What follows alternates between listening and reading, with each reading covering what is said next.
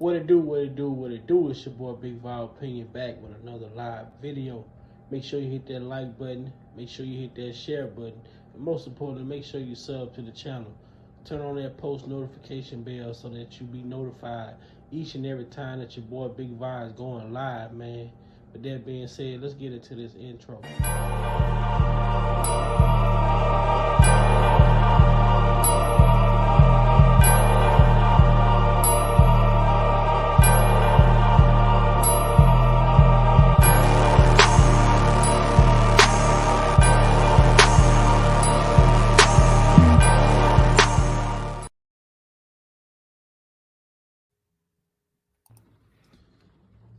Welcome to Big Val Opinion.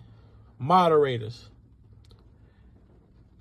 with my permission, any negativity in the chat should be hidden from this channel. This channel is a negativity-free channel, drama-free channel, and we are here to push the message out. We will not be distracted. So with my permission, any negativity in the chat should be hidden from this channel. Welcome to Big Val Opinion platform.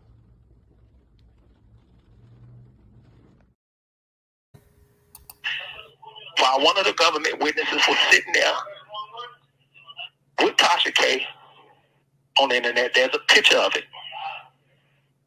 It's a go figure that my information was being shared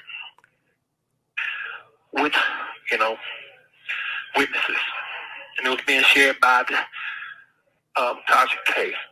So a DOP officer, disciplinary hearing officer, which is a judge in the Bureau of Prisons, how do you even know a YouTube blogger? These questions you have to ask yourself. These questions people have to ask themselves. And I'm not going to lie. I don't have anything bad against the DOP. I don't have anything, I'm not mad or anything, or have anything against law enforcement or anything. I just have something against this one individual who accessed illegally my records 153 times.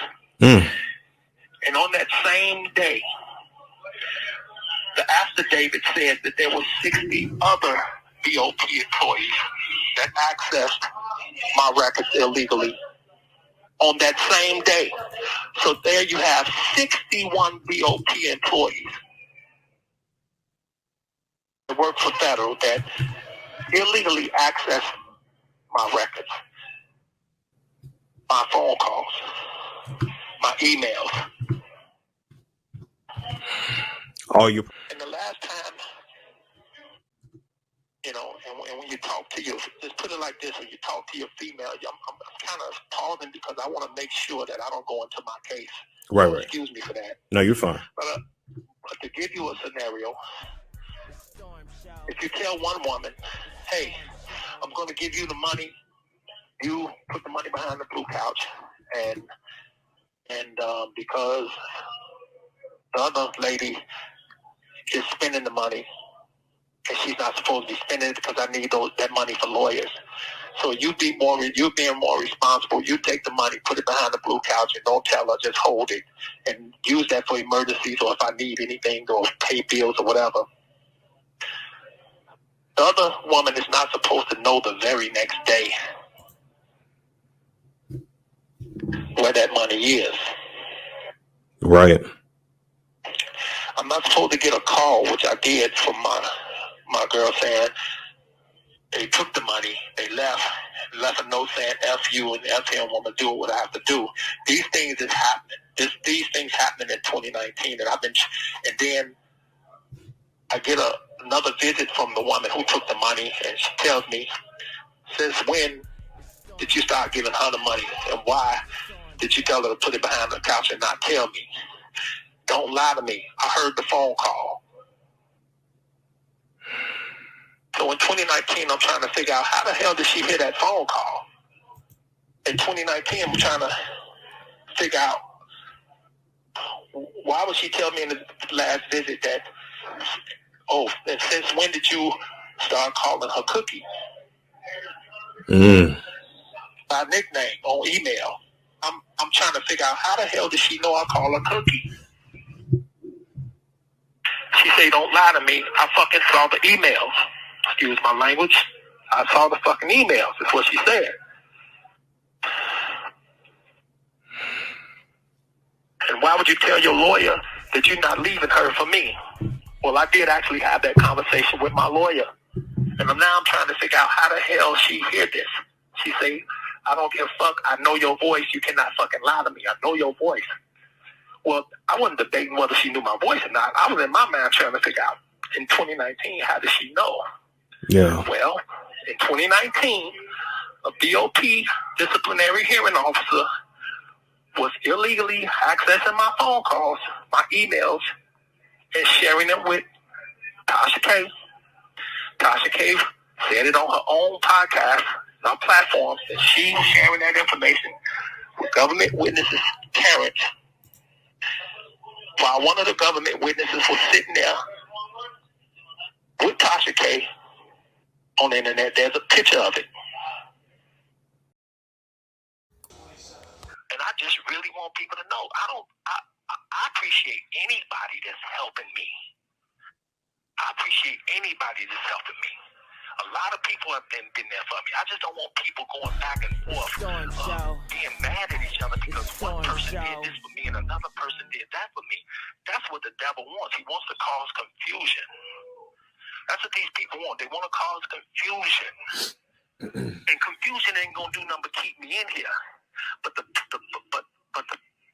real thing here. I want you to take all of your thoughts, all of your worries and problems, and forget about them. Because tonight it's about me and you. No fake loves, no pages, no two-ways, just us. No phone calls, no messages, no family, no friends. I just wanna be alone with you, alone. Girl, I just wanna get it on with you. Yeah, because I'm feeling not a leave. Here's what I wanna do, baby. I just wanna take the time tonight, holding your body tight, keeping you warm. Nothing's gonna stop this feeling. No, I just wanna take the time tonight, holding your body tight, keeping you warm, nothing's gonna stop this feeling. Nothing. Listen, baby. No bill collectors, no landlords. Your boss is tripping, just ignore it. You got plans, call them off the CD. Take it off home. I just wanna be alone with you. Girl, I just wanna get it on with you. Yeah. Here's what I wanna do. I just wanna take the time tonight, holding your body tight, keeping you warm. Keeping you warm. Yeah. I'll be giving you such a warm feeling. I just wanna take the time tonight, take my time. Keeping you warm, keeping you warm. Oh yeah, I'll be giving you such a warm feeling. Really want you, baby, baby. Really want you, baby, baby. Really want you, baby. That I want you. Really want you. Oh, you want me like I want you, baby. Ooh, baby, sexy lady. Really want you, baby. Listen, baby,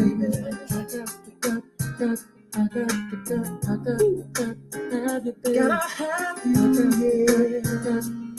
yeah, right now, have you now,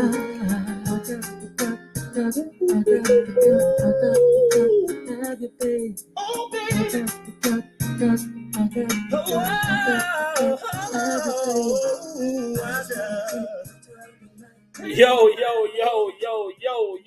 Yo. Welcome to the Big Vibe Opinion platform. Hope everybody's having a good day out there. I know it's been a minute. It's been a while. I've been working. But, of course, I missed y'all. Welcome everybody in the chat. I have missed y'all. But just know, man, Big Vi still around. I'm doing okay. I'm doing just fine. Um, just trying to get my life back together, with everyday living. So thanks everyone who's reached out, concerned, with questions, who been letting me know, giving me information. I want to say thanks to all of y'all, man, because a lot of times I don't be uh in the mix of what be going on. So shout out to the people who do reach out with the information and keep me up to date with what be going on, man. Um, Shout out to Kills. I see he been making his rounds to, getting the word is getting out. The word is getting out. I have been seeing different people speaking on these new calls that Kills have made. Uh I don't know, man. I titled this live Big Vi Speak because I really don't know. I really don't know what I want to really speak about, but at the same time, I uh I do know what I want to speak about, but then I I don't know. It's one of those situations, man. I ain't trying to get in nobody way. I ain't got no dog in the fight with any of this anything that's going on. I just appreciate the simple fact that um R. Kelly is getting the opportunity to talk and tell people what transpired with him in his situation as far as the BOP officer go.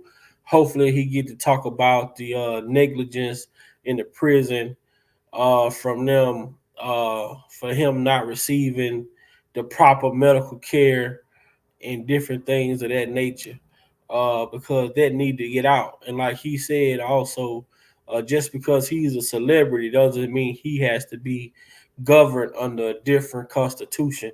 The Constitution is the Constitution for the human body, not a celebrity versus a regular person. At the end of the day, is we the people of the United States. Not we the celebrities or we the regular citizens. No, it's we the people. That means everybody is governed under the same laws.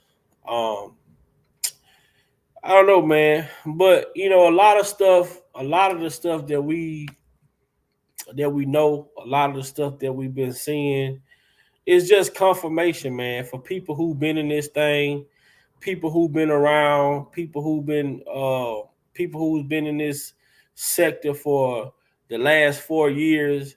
Um, to hear Kel speak is only confirmation of some of the things that you heard over the time over a certain time period. So it's not brand new. It's not brand new. Uh, but the thing but the most important thing that I think is not to get lost. We have to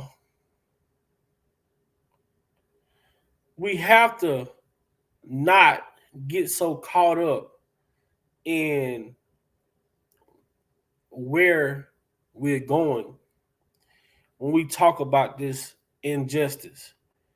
We can't get so caught up in where we're going when we're talking about this injustice. And what I mean about it when I say we can't get so caught up in our personal feelings when we're speaking about the injustice that we have watched go on for the last 4 years, because it's a step-by-step process, and you can't skip steps to get to the next step. You can't skip steps to get to the next step. um and the biggest thing that I feel,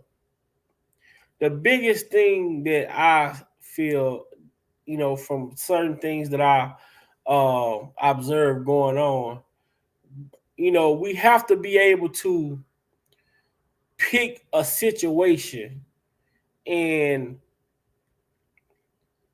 we have to be able to pick a situation and attack that situation. Which means, when I say we have to be able to pick a situation and attack that situation, meaning we have to be able to pick an incident that occurred during the R. Kelly process. And we have to make sure that that situation is clearly explained for the people who may not have seen, for the people who may not know, for the people who's in the bushes.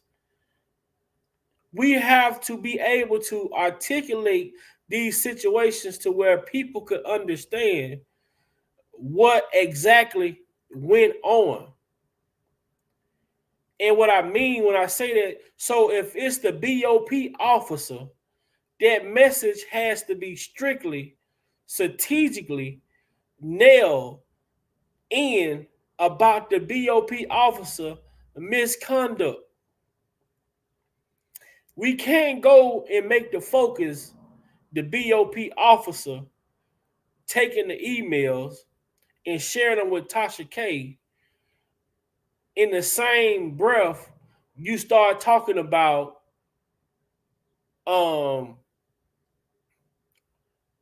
Demetrius Smith bribed an official, admitted to bribing an official. See, now, if you're talking about the BOP officer, right, the focus has to be directly about the BOP officer. Because the way that people attention span is set up, the way that some people attention span is set up, right? If you're talking about the BOP officer and you switch gears to saying, well, Demetrius Smith admitted to bribing an official. Now you got the people that was just listening to you for 30 minutes about what this BOP officer did. Now they just shifted that whole thought process to who is Demetrius Smith? Why wasn't Demetrius Smith charged?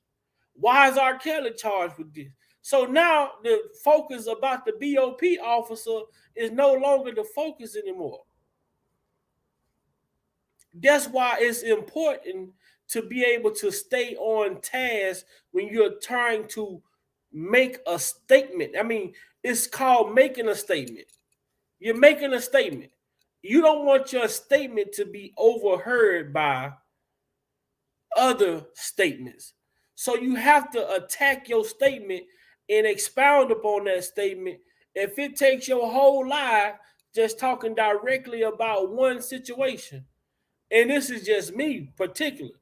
This is why I try and do my lives the way that I do them. And I think about this all the time, especially when I'm going around and I'm listening. And I'm listening to things and I'm watching things go on other platforms, and I'm seeing it be like, what's going on, V White? She most definitely, V White reached out to me. I appreciate everyone that reached out, checking on me to make sure I was all right and things like that. I started a new job, and as soon as I started the job, they sent me out of town. So when they sent me out of town, I feel better when I'm able to do my lives at home on my laptop and be able to share certain things with you guys. So when I'm out of town, I'm working these 14, 15-hour days. It takes me away from this YouTube, but it also gives me a chance to sit back and reflect and think about certain things and how I could better myself and how I could better the channel to get the information to you guys that come and listen. We gonna always keep it drama free. No negativity, no drama, none of that, because I don't want the message to get caught up in whatever else that's going on with whomever else. So we're gonna try to keep the focus and make sure we can keep the message clear. And when you hear Rob calling and he's on the phone and he's voicing his concern.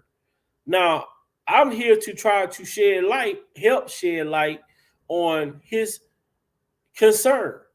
So if I'm in a chat and I'm listening to Rob's concern, guess what? I'm here to speak on whatever that concern may be. So if his concern is this BOP officer taking his emails, ripping the corner of the pages off that shows the time, date, and time, then guess what? I'm going to focus on it. I'm going to talk about what was the point of that. What was the purpose of her ripping the date off? What was the purpose of her ripping the time and date off of those pages? You know, I'm going to make sure I can expound upon it to make it clear about the violations that she committed. I'm not going to take it from him speaking about the BOP officer taking his emails and printing them off, emailing them to herself to start talking about Demetrius Smith bribing an official, this, that, and the third, because now your audience is trying to figure out who is Demetrius. You have to know how to control your audience when you're delivering information, especially important information. Because guess what? What they did with Surviving R. Kelly, they gave you a headline, Surviving R. Kelly, and they stuck to Surviving R. Kelly during they docu-lie. They made it about Surviving R. Kelly.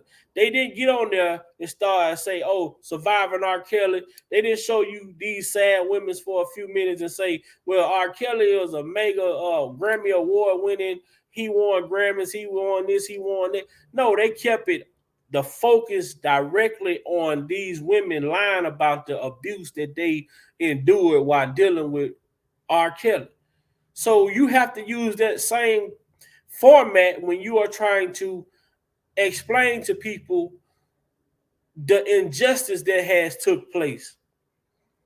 You know, so if I'm trying to explain the injustice, guess what? If it take me every day to come on my live and speak about one particular topic each and for 2 or 3 days to where people understand, then I'm willing to come on here each and every day and talk about the same particular topic until people understand and get the infractions that was done upon this man's rights. So when we have opportunities, we have to seize those opportunities and capitalize on those opportunities to make sure that we are giving the best information that's backed by evidence. You want to give information that you can prove. You don't want to go on these platforms when there's 200,000-300,000 subscribers and you giving out information that you can't prove. Because now people are that's gonna make people question, what are you talking about?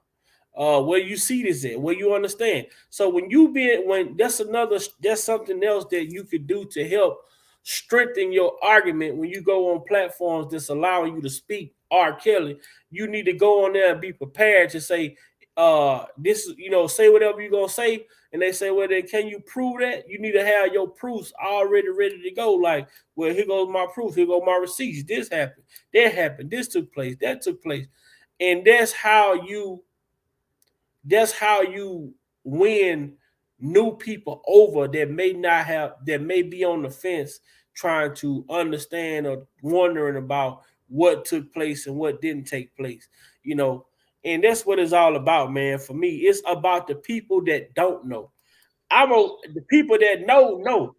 I'm out here searching for the people that don't know. I'm trying to convince the people who haven't heard. The people that's been here, they here already. But how can you make your message intriguing to the people who may be curious of what happened?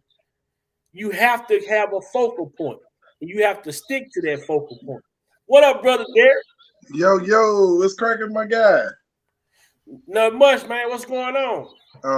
Man, nothing much, man. I have been, watching and enjoying the buffoonery that's been going on. I've been hearing it, but I've been out the way. It's been. You know what? It's everything I thought it would be eventually. especially when the Break truth it down, starts. man. Break it down. You know, Break it down. when the truth start coming out, man, you can't stop the truth, man. Facts. Ain't no substitute for it. So you sit up here and this is what people been thirsty for the whole time, the fucking truth. What happened, man? You know what I'm saying? And honestly, we figured it out a long time ago.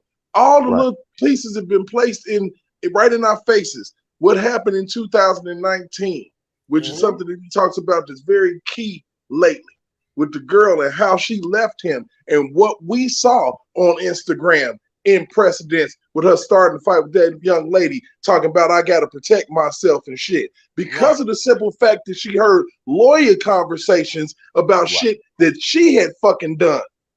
Right. Okay, so you got to think about the shit that she was saying, the fact that she wanted a federal agent after that fight on his birthday, the day she went over there, cussed that man out on his birthday, and then flipped. Because I'm going to tell you, if a female want to get you, they're going to get you good. They're going to wait until something is supposed to be something to you, which is his birthday. Man threw epic parties for the motherfucker. And she just dug a knife in that man on his birthday. Purposely. And then got him put in a damn hole. Pure intent. Pure intent.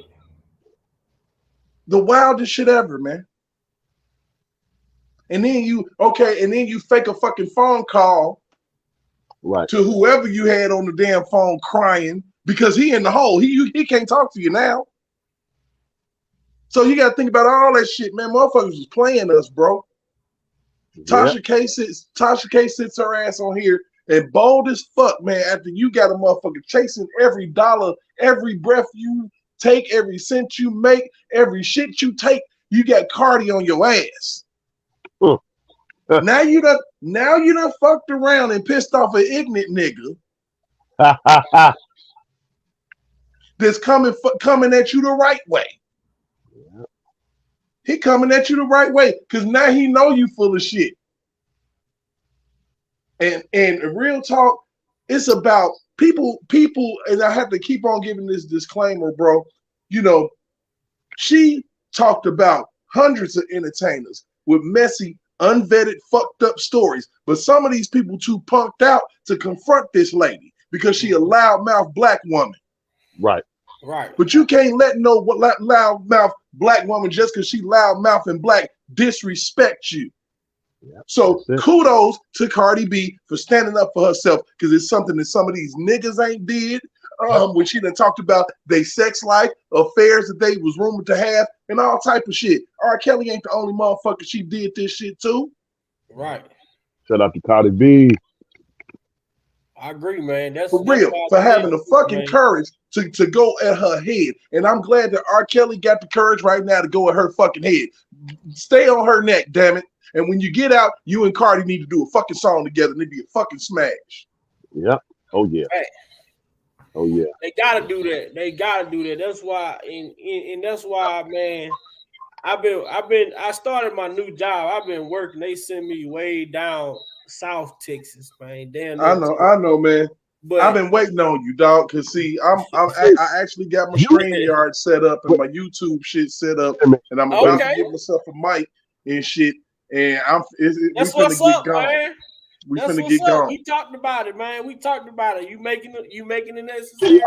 Can y'all hear me, nephew? Can you hear me, nephew? What up, What you doing with it? Oh, Derek. What up, Prophet? Derek. Hey, what's going on, man? You talking about you've been waiting. You talking about you've been waiting on nephew. Man, please don't get me started. I've been kicking back because don't get me. I've been needing this, so you just don't know. I've been needing this so bad, man. I've been fiending, man. I'm like, you done sit up here. I've been going withdrawals. You know what? I look at Kwame Brown, right? Okay, look at Kwame's ass. This nigga flip flop quick. He flip flop quick. Hey, but you know what though, Derek? I'm gonna touch him. You know what though? The shit with Kwame, and this is the point that I was making. If you keep the attention on what R. Kelly speak on, you don't get that. You don't get that. Right. But when you go from talking about with this BOP officer, then you start reading transcripts and shit. Nothing to do with what the man is speaking about. You lose the audience. You threw motherfuckers out, and you know what? I ain't gonna even lie, and you know I ain't gonna even dog nobody out, but it was kind of like, damn, we off subject and shit, and then I'm in 14 for the eye. Damn, it fucks up the whole message, bro. You have to understand, and that's why it comes to the intelligence of everybody is not meant to do this shit that we do on these platforms. Because when you know what your audience is, it's just like a comedian. You gotta feel the room out. You gotta know who your audience is. It's like an artist when they go do a concert. Their artists have hundreds of songs, but guess what? The songs that they like in Texas, they ain't gonna like them same fucking songs in Arkansas.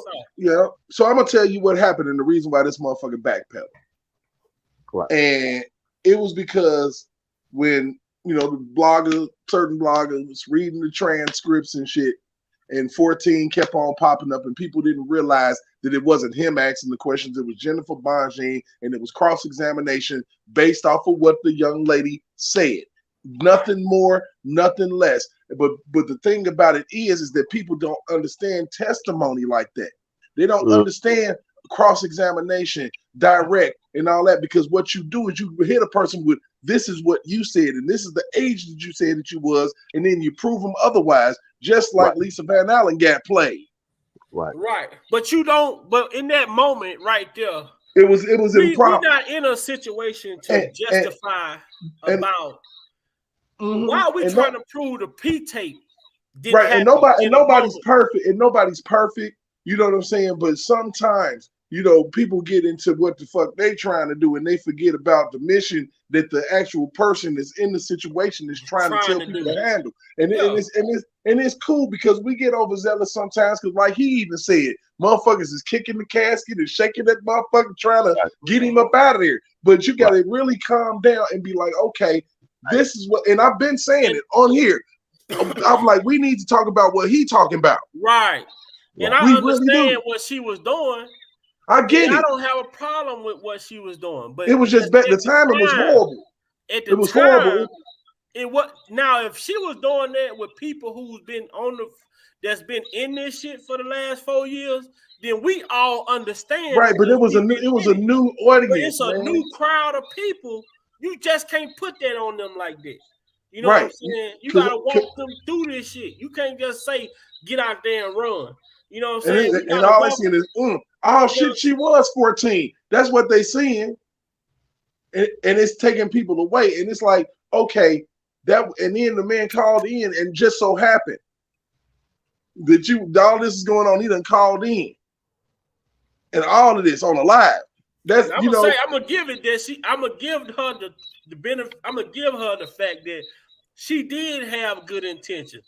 But it wasn't the crowd for that message right there. Right. You know what I'm saying? I get it. But I was like, oh. It's too much. It's like somebody said earlier, it's information overload. Because Jordan and LeBron done maybe do that. Oh, shit. No, you can't. Shit, you missed the shot. You missed the bucket. I mean, that's just all that was. Right. Live to fight another day. We love you. Keep doing what you're doing. All of that shit. But that shit was cray. I was like, oh no. Like, and when the Sharon Winbush got to cut you off, shit. I mean, she took over. I understand it, and this is all. My biggest thing is this, man. When you have the message, you have to drill the message in, because what the world hear when they hear. The biggest thing that got people questioning shit right now is the way that he articulate what the BOP officer did and how she did what she did. She went through the government computer, accessed my jail records. She printed this shit off. Then she tore off the corners of the pages, which means she had ill intentions to do but you know what? Document.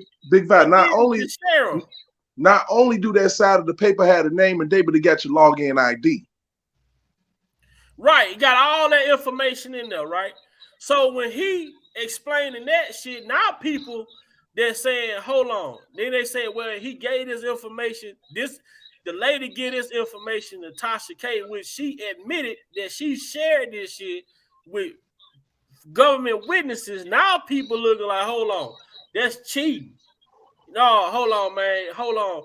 But see, people, a great deal of the world don't understand the way that they bent the laws and the violations of the law that these people committed to incarcerate this man the way that they did. And if they understood that shit, and then they wouldn't be so irate about the shit that's going on.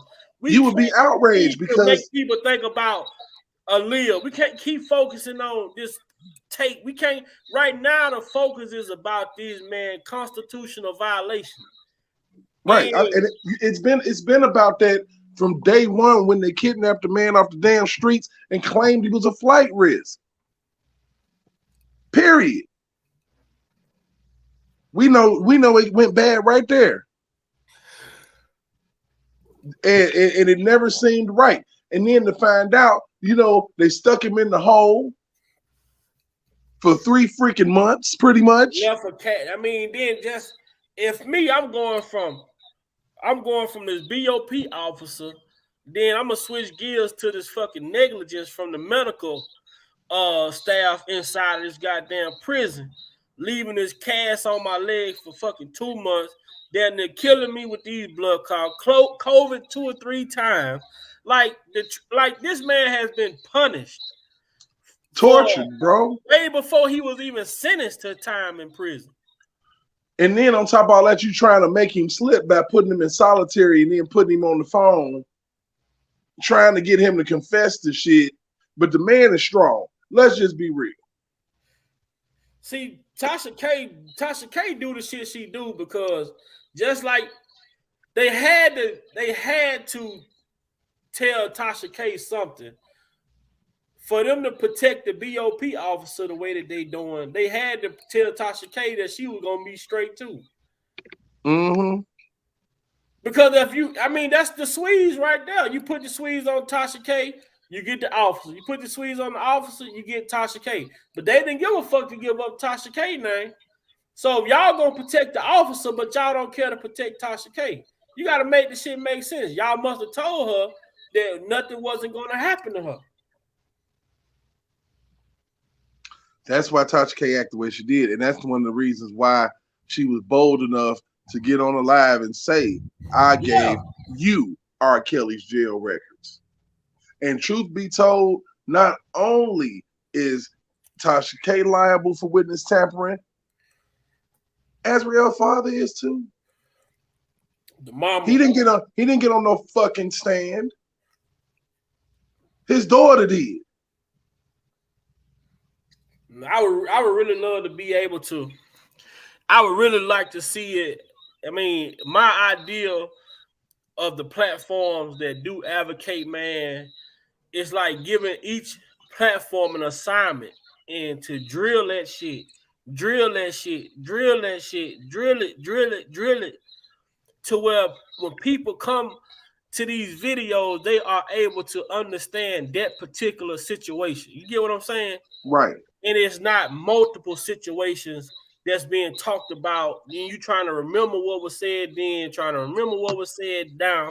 You have, because the way that the world is set up, man, the attention span is short as hell. And when you shift gears in the middle of a conversation, what you was talking about in the beginning, if you ask the people at the end of the live, they're gonna be like, shit, I don't even remember. Right. Too much but content. If you keep that live focus on a particular subject for the entirety of the live, breaking it down, how this shit happened, what it resulted in, and people are able to focus on that shit a little bit more. And then if you want to know about this situation, go over to this channel and they're talking about this. You know what I'm saying? If you want to know about how this happened, go to this channel and they talking about this. You get what I'm saying? So it would people will be able to focus in Right. more on the situations that took place. Right. And that's just my idea of how I see things being a lot clearer for the people who don't know. Because the people who know, but the people who don't know, you can't throw a lot of this shit on them at one time because they not going to be focused enough to understand it. Yeah, you know, so I mean, so you know, it's so funny because I'm looking at my black man, you know, I'm looking at the Kwame Browns and I'm looking at Whack 100, right?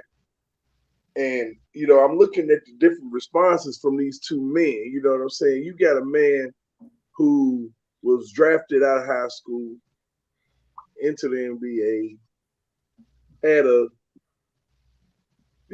pedestrian type of career. You know what I'm saying? He played, but was he the best? Nah. You know, was he serviceable? Yeah. He had a career. Yeah. But you know, when you come up in the dirt, some people get to leave the dirt early and they forget what the fuck is going on, or just depending on geographical situations, you unaware of what's happening in the hood. Okay, so then you got a cat like Wack that, regardless of what people might feel about him, you know, regardless of what people might say about him, because people say a lot about everybody, he got street smarts, man. He got common sense to understand, and just enough, you know, 1 + 1 = 2 acumen to say, shit, this is fucked up.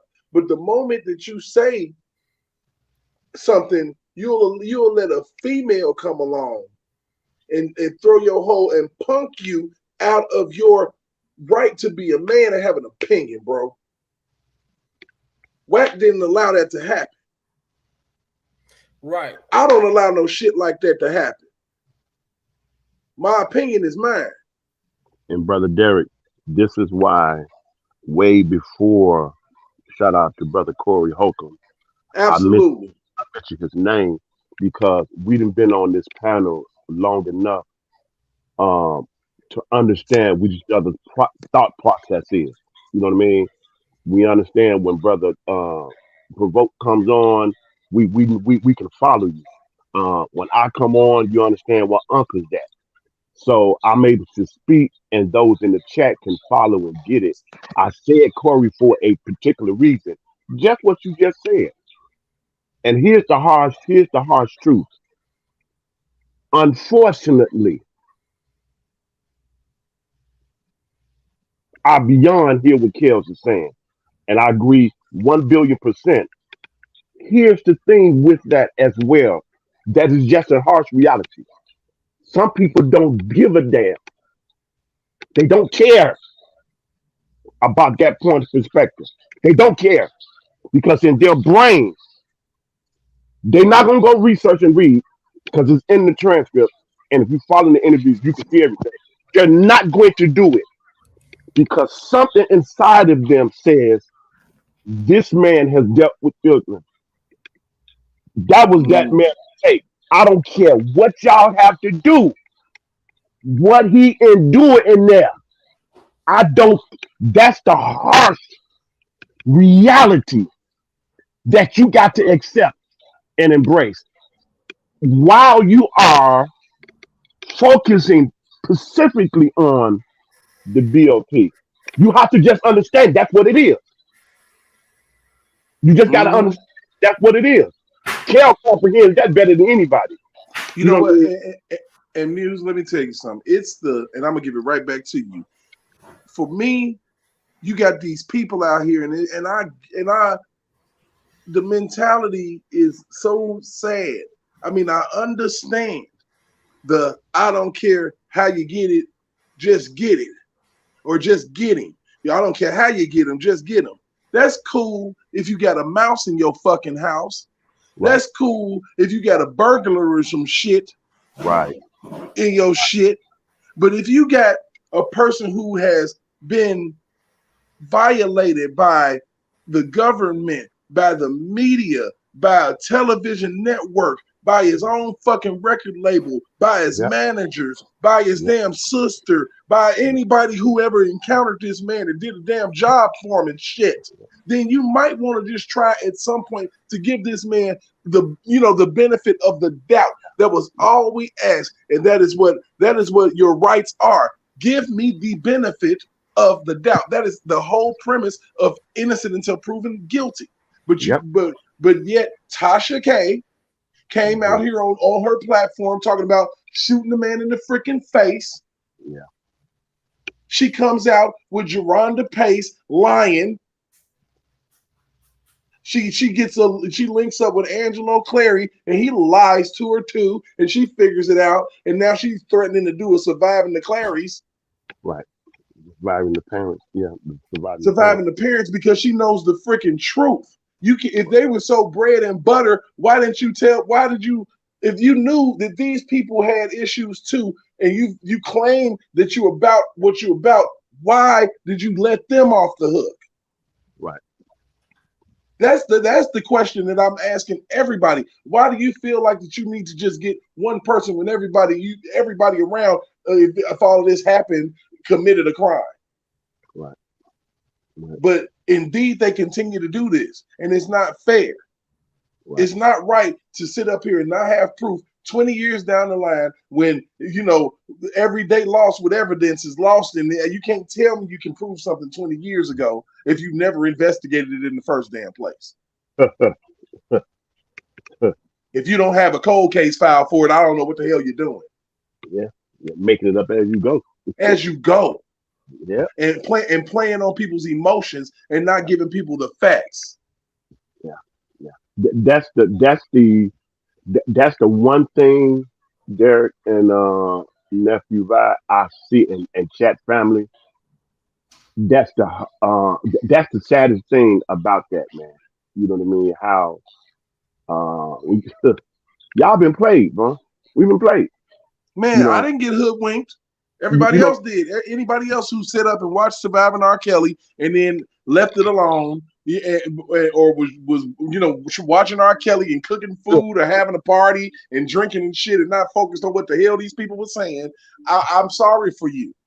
Yeah. I'm so sorry that you can't pay attention, because it made no sense that a man who had 16 studio albums and had to go on tours and all of this stuff, had females chained up in basements and no one died, and then all of a sudden he decided to just release them like doves, like nobody's gonna say shit.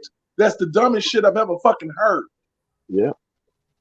And you believed it. You believed it that these females he was just lurking around corners, one of the most famous faces in Chicago. And anytime he goes anywhere, there's a mob. Right. But yet you want to tell me that he can sneak up on a high school and pull females out of it? Come on, Derek. Come on. That part right there. See, that's what you got to be. This ain't for everybody, bro. This ain't for everybody. This ain't for everybody, man. You can't get into this sector, man, and just be if you're not a critical thinker, this is not for you. I don't care if you're a content creator or you just somebody that be in the chat. If you're not a critical thinker, if you're not an independent thinker, well, you cross every T, dot every I.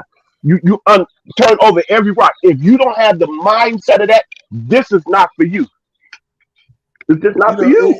And it's basically just, like I said, it just don't make no sense. The man told you his career came out of freaking nowhere. At a moment's notice, he came out with Honey Love, and every single where he went, he got chased out of malls. He got chased out of everywhere he was at.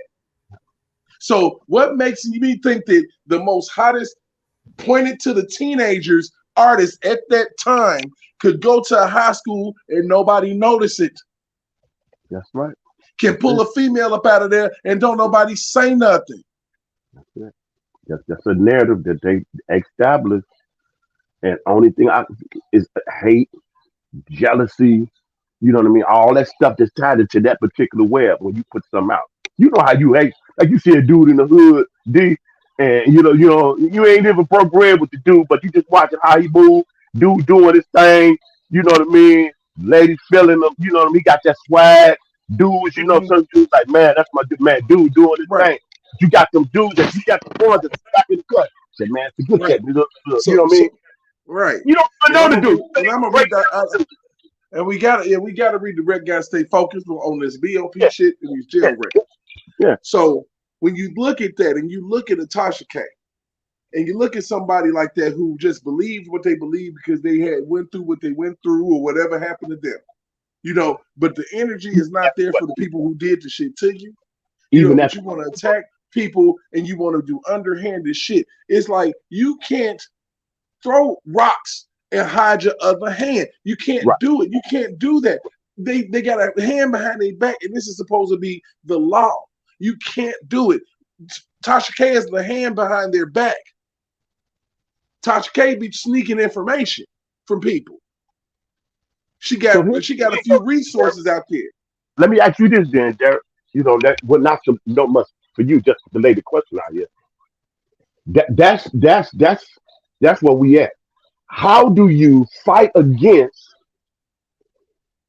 the very system that's supposed to uphold the laws and get to the truth and for justice? How do you do that when the very individuals, you know what I mean, are the one that's doing frivolous things? They first of all, they didn't kidnap you. They didn't took every right of humanity that you even have and took the very law that they supposed to be upholding And twisted and that bitch. twisted Yeah, they and twisted the law. solicit individuals to be characters in this particular plot. How you fight against that, bro? And then Man. they in the prison system with you. You know what I mean? They stop you from Mm-hmm. communicating with your lawyer. You know what I mean? They Yep. outside interact. I don't. How do you fight that? They Right. control. They link to the media. They link to all the news networks. I, And you know what? how the hell do you fight that? Right. Now let's just be honest about this And shit. to this somebody that you innocent. Hey, yeah, absolutely. And I have a theory. I have a theory about the chain of command on this shit. Okay. And why this BOP officer and Tasha K didn't never get fucked up behind this shit. Okay. You got to think about it. R. Kelly was never a flight risk. Nope. R. Kelly went to every court date. Yep. He went to everything that he was asked to go to. He even turned him own self in. They didn't have to come and with guns drawn and pull him out of any fucking where with hostages. That's right. They didn't have to do that shit. So Hey, basically, they're like, well, damn, we can't let him fight his case from the outside because we can't get any information. We won't be able to get to the girls. Yeah. So we need to get him away from him. And then we can get to and they knew after listening. Michael Avenatti told Kim Fox, how can he guarantee her that R. Kelly won't harass his witnesses?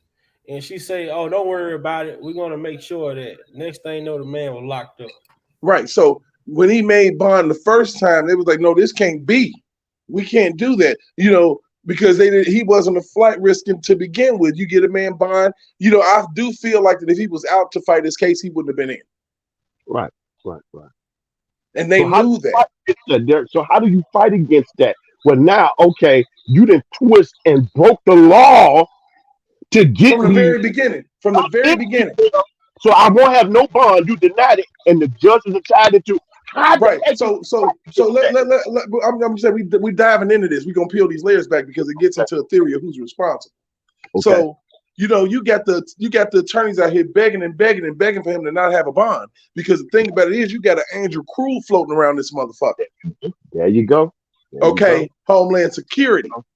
And they've already planned and strategized. They need this man locked up Why? So they can listen to everything because they have no fucking case. That's right. And it's illegal to bug a man's home on some shit like this. Right. Okay, so what can we do? Get this motherfucker locked up. Get the judge on board to not give him a bond. Because think about it. Leland Weber was going to give him a bond. Right. And Donnelly said, fuck that shit. Leland Weber didn't think that man was a flight risk. But he was like, we got to see what New York going to do.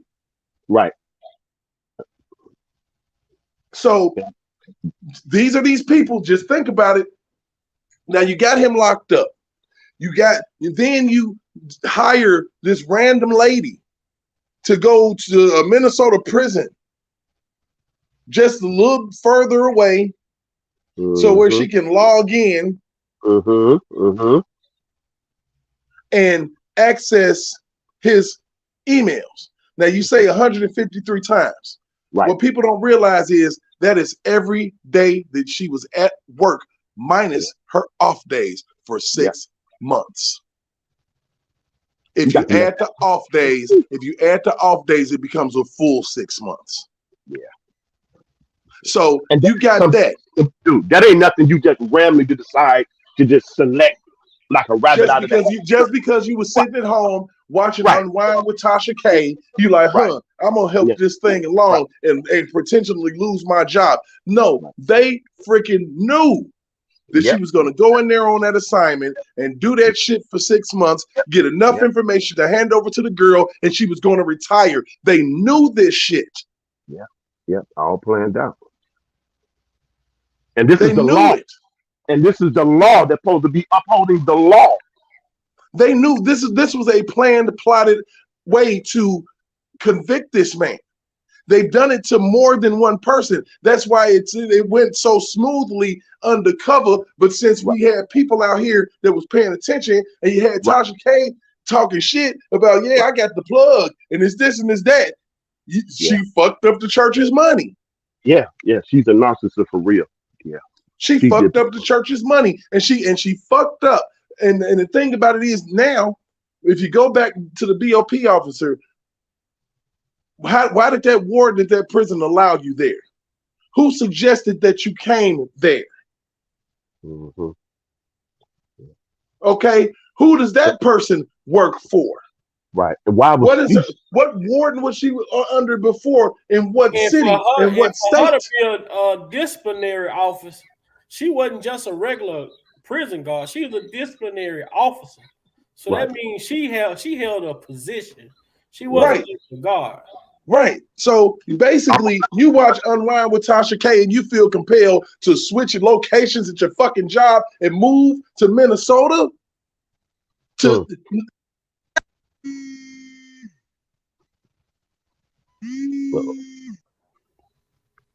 Derek must be getting a call coming in. Derek getting a phone call.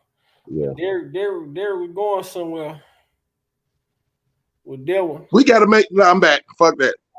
You got to make that shit make sense, bro. Yeah. You really do. I got rid of that phone call quick as shit. I'm like, I'm on the road. So you got this BOP. The shit that's so crazy though, Derek. The shit that's so crazy, man. With all this shit that they try to use to say, for what they did with them. But if we stay the man obstructed, but then y'all lock him up and y'all doing all the obstruction, all the coercion, all the intimidating, everything. They the law. They can do that. They the law. Right.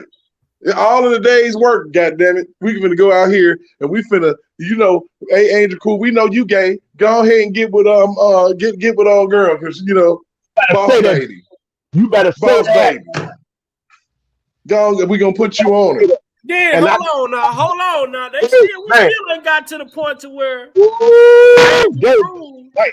Angel Cruz say that the Homeland Security advised her to make a burner email account. Now I have to when I explain this, I always try to explain it to where people understand the bullshit in it.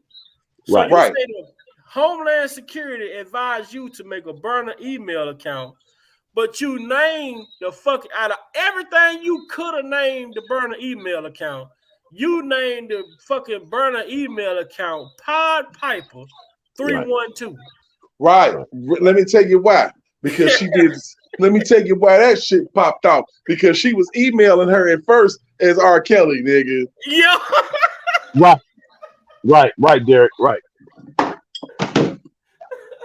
You see the game that these people play with this man freedom, bro. I mean, let's just keep it all the way at being that slow game. I figured that shit out. I'm like, you emailed her as Kales and baited her out into a meeting and shit. You probably said some fucked up sexual shit to her, and she already wanted to fuck the man. So, goddamn it, meet me over here, and then you met her over there. And then she already still getting dough from this man, stacking his paper, and you convinced her that she was going to get $20 million.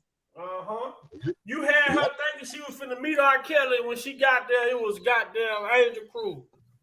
Right, because he hadn't been talking to her. Right. He hadn't been talking to her. Do y'all hear that? He hadn't been talking to her. And she was feeling some way about that too, Derek. Chat, do y'all hear what the prosecutors in Chicago did?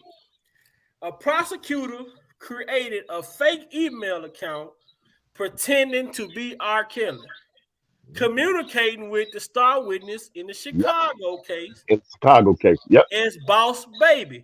Yep. My God, man. I mean, it's obvious.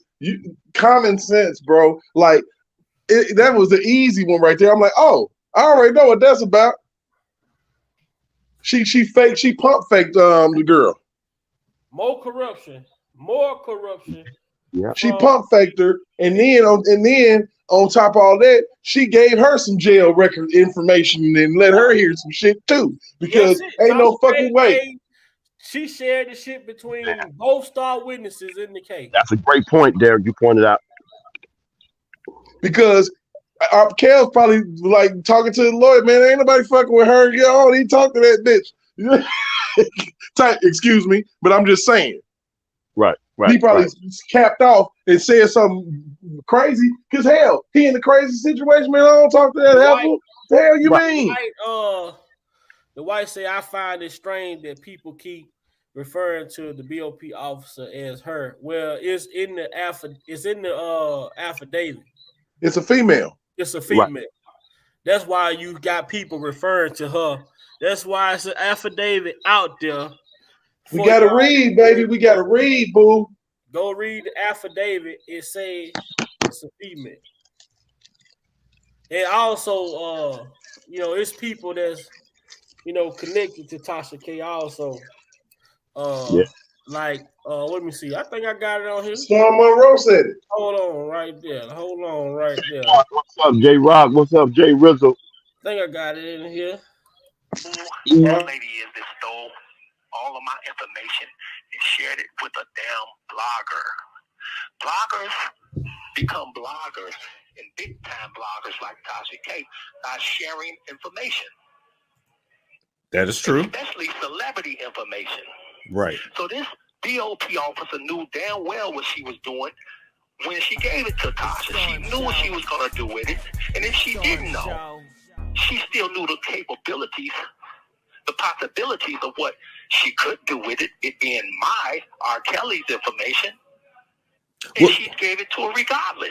Well, of course. And she was a fan of Tasha's as well. And she watched the show and, she decided to do that. For whatever reason, she decided to do that. But she was a fan of hers as well. And 20,000 people watching live heard that. Okay, that's why we can say it was a she. Over here, I don't say shit that I can't back. Right. Mm-hmm. So this lady, let's all keep it all the way at bay. And see, I'm sure that was a female that was saying that. Was that a female in the chat that was saying that shit? We got to stop taking up all them raggedy ass females because some of them raggedy, man. Don't stand in the gap for somebody that ain't about the right, because I don't care what male it is. I'm not finna stand up for particular people. Right. Yeah. Shit, if I know you wrong. That's it. That's all. That's a no-brainer. And the reason why I stand up for R. Kelly is because I don't know if he wrong like y'all say he wrong. Mhm. As a matter of fact, I know he ain't as wrong as y'all say he is. And it's looking like he more right than wrong. We all human. We know that females are out here on the make just like dudes are. You can't trust nobody's word 100%. And just because Tasha K want to bring her ass on there with some wine and spew venom, just look at her content and what she did to Derek Jackson.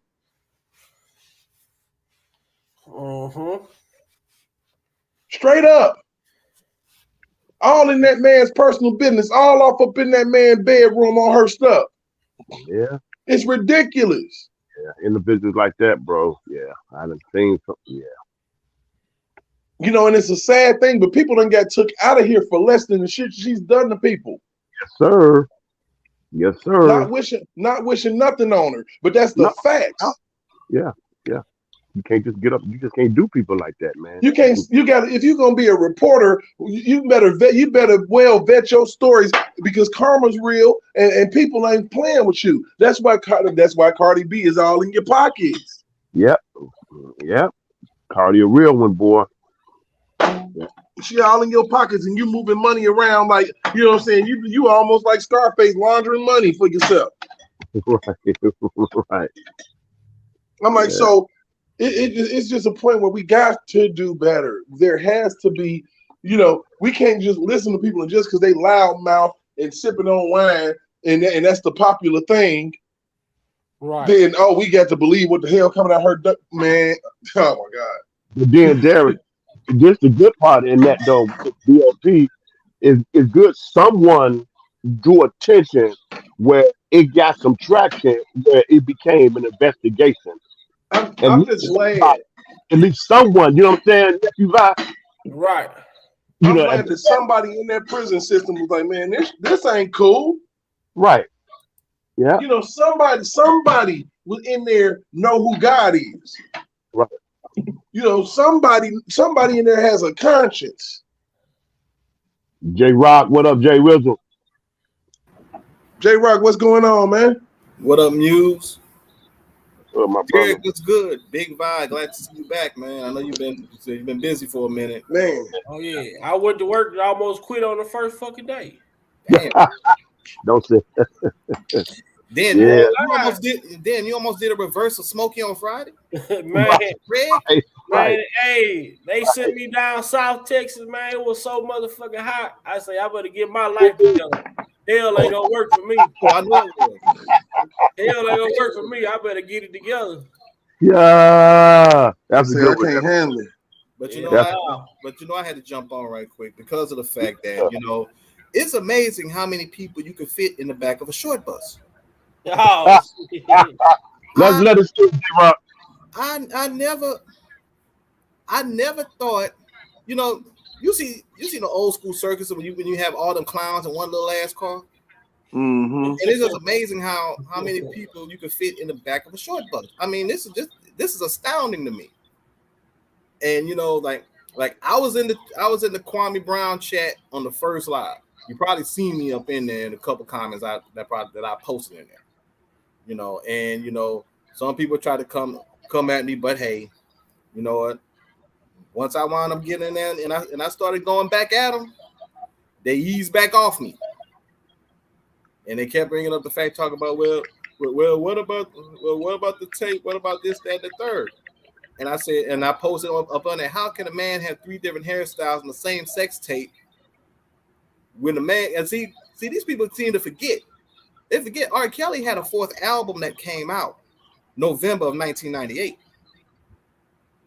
And within that time, between the time of that album release and the time that tape had a timestamp of May of 1999, the man had 3 videos. Home Alone came out first. I'm Your Angel with Celine Dion came out next. And When a Woman's Fed Up came up after that. And all 3 of the damn videos, he was bald-headed in all 3. Yep. So How you gonna have 3 different hairstyles and this man has been bald headed the whole time, from the time of this album to the time? Hey, we're gonna get all the way funky with it on that one. You said he was bald headed on all of them songs, right? Right. And the only song that in that time frame that you could see that he started growing hair in the video was "Did You Ever Think?" And that was the last one that came out because it was the last one because If I Could Turn Back the Hands of Time was before that, and he was completely bald headed. So 5 video. Right, and then on top of that, Did You Ever Think? And Did You Ever Think came out after the tape came out. Yep. A couple weeks after. But then with that, If I Could Turn Back the Hands of Time, he was bald in. It's to be a real gangster party in here now. Right. What up, Jeff? Yo, what's going on, everybody? What's going on, fellas? Oh, hey, shit, we got Jeff in this motherfucker. Hey, you know when the conversation gets serious, everybody comes. Yes, sir. What up, community activists? What's up, community activists? Hey, peace of blessings. What's going on? Peace of blessings to everybody in the chat, everybody on the panel. I'm like, oh snap, Big Vada then came out the woodworks. You know, I know you've been busy, been MIA for a while. Yeah. Yeah, I'm gonna fall back and let J Rock keep dropping them gems. I'll chime in a little bit. I was just moving and grooving. It's all good, man. It is definitely all good, man. I'm glad to see you, bro. Yeah, same here. Yeah, but going back to what I was saying, I mean, that stretch there already had a lot of people messed up mentally when I said that.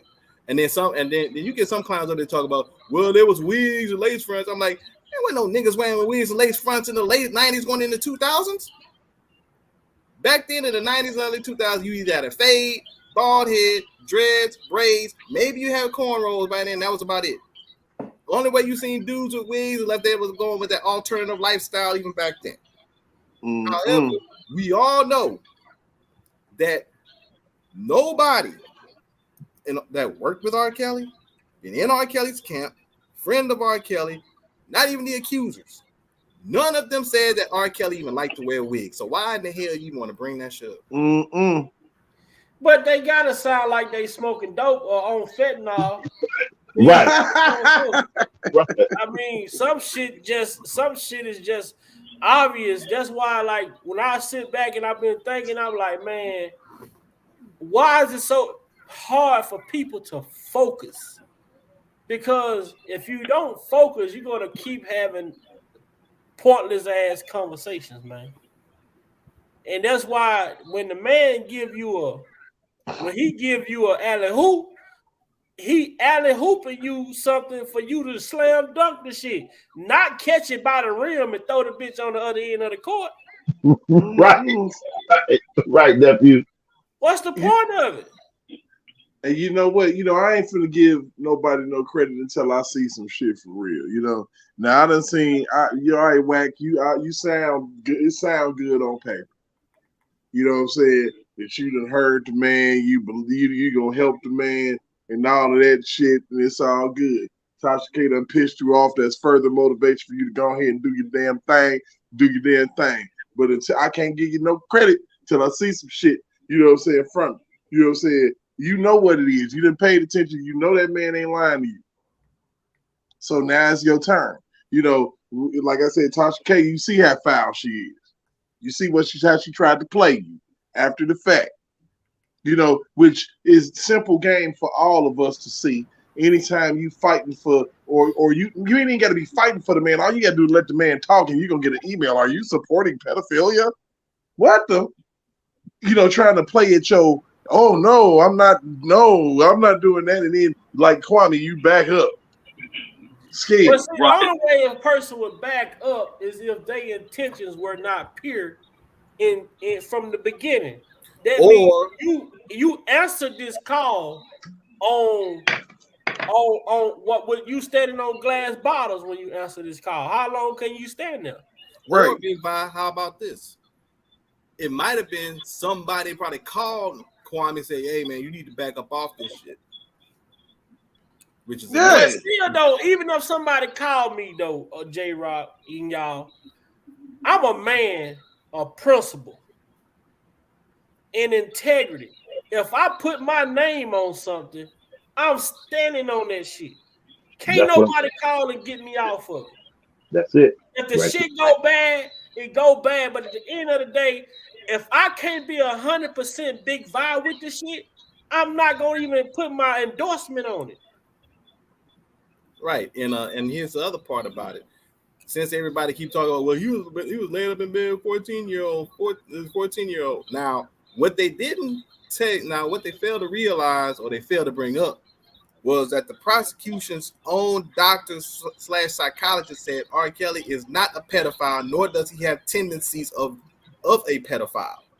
Because they charged him with a fucking RICO. That's what people fail to realize. Mm-hmm. They charged him with RICO and the Mann Act, which means it could be a grown woman. But if you fly that grown woman across state lines, you affect the interstate commerce if the intent was to have sex. Yeah, period. Which goes back to the point. If R. Kelly was supposedly being in bed with a 14-year-old, but the doctors of the own prosecution's doctor stated that R. Kelly is not a pedophile, nor does he have the tendencies of one, who's lying? Them? Yeah, it's defamation at this point. Right. Them, the 14-year-old that the supposedly 14-year-old that they had on there, who can't even remember her age when she hooked up with R. Kelly for obvious reasons. Man, or the prosecution. You know my argument I got for all that shit. I gotta pay this StreamYard bill. I need 5 people to cash out me $5, and I'm gonna pay this StreamYard bill. The government admitted that all of the fucking tapes they had was manipulated and altered. I'm not finna defend shit else. If the shit was real, if it was original tapes, why would the government admit that the tapes were manipulated and altered? Because after all of these damn years, man, you mean to think that you can find a damn tape from this dude, but you claim that he had bags full of them, but we ain't. You talking about this one goof ass tape, and people don't even realize. Who the white side? I ain't got to hang out at the barbershop today, y'all. I'm gonna show you where your bitch ass finna hang out at. On the block, goddamn me. How about that? I don't even know who the fuck this is. I don't want to hide you. You know what, man. I'm gonna tell you, in all this old coldness that be going on around here. All this blind rage. I can't read a transcript for myself. I'm gonna believe. I'm gonna believe everything anybody tell me. And I'm gonna investigate. Get out the paint. If you don't want to hear, it's a real live injustice going on. Officer A, Officer B, male, female, cat, dog violated the man's rights. That's the facts. And for people that can't face the facts, you ain't no better than the white people that used to hear that a black man raped somebody and they didn't even let his ass get to the court. They ran down with pitchforks and shit and hung his ass. You ain't no better than them. You're no better than that. If you can sit here and say, I don't care how they get them, just get them, you're no better than that shit. You might as well be a card-carrying Klan member at this point. Because if we fought and died, people marched. People went to wars for the rights that he said and we know were violated. And you can't just take them away from people at whim. The justice system got to work for everybody. The people you think did it and the people that you think didn't. And if a Tasha K can come her goofy ass along and fuck up and fuck around with the system and play God in somebody's life, that's a problem.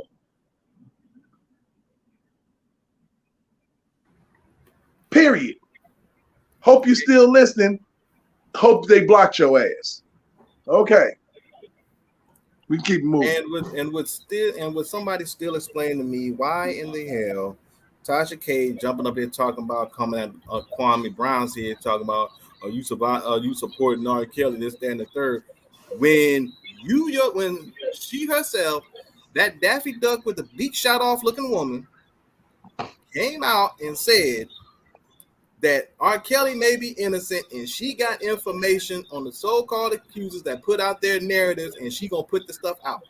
Who told her, who paid her, or what she was promised to not go forward or follow through with the action she said she was gonna do? And I was so thinking No, that they reminded her goofy ass that she received stolen fucking jail records is the fucking thing that happened. She ain't got her dumb ass back across that water. In that order. You got to think about it. These females are easily scared. Like, think about it. You got all these females that got immunity deals in a trial with a man because you done got PPP loan or you done filed somebody's fucking kid 3 years ago. It's type shit that these motherfuckers been doing.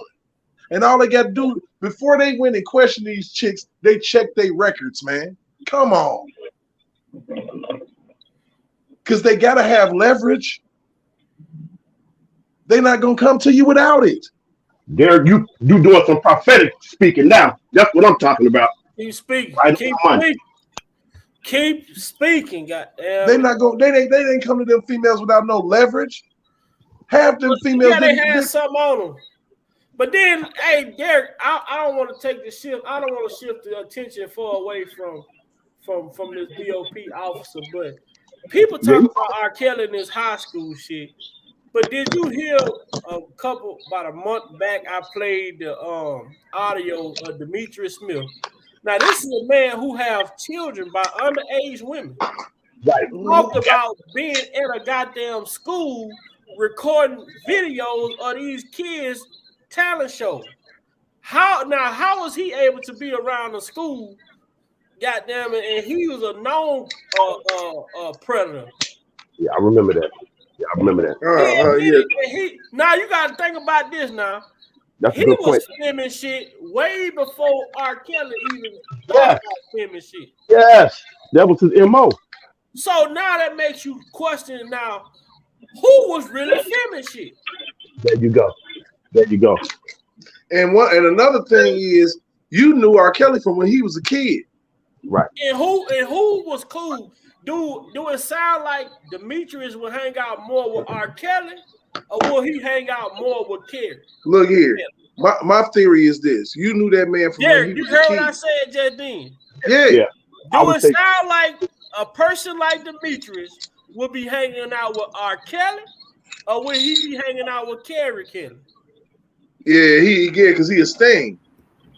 You know, your boy Demetrius is a Sting just like Kerry. So yeah, I would see that. Good observation, nephew. Great observation. You know, but at the end of the day, when they talk about you remind me of my G video, and R. Kelly and Kerry sitting at that table. You don't know who is who. Not really. Not really at all. Now the crazy thing about it is, man, if you think about it, Demetrius knew R. Kelly when he was a kid. Okay, and then you got him talking about that it was a scenario where R. Kelly offered himself up physically to him. Yeah. And I don't believe that none of that bullshit is true. I don't believe none of that bullshit is true. I think it's another thing that went on. You probably tried to offer yourself up to him. Right. Oh, hold on, man. Hold on. We got Whack 100. It came in on Tasha K, man. He lighting her ass up. We're gonna do a sidebar. He lighting her ass up, man. I love it. Check y'all see what the hell. Lighting her ass up, and I love it.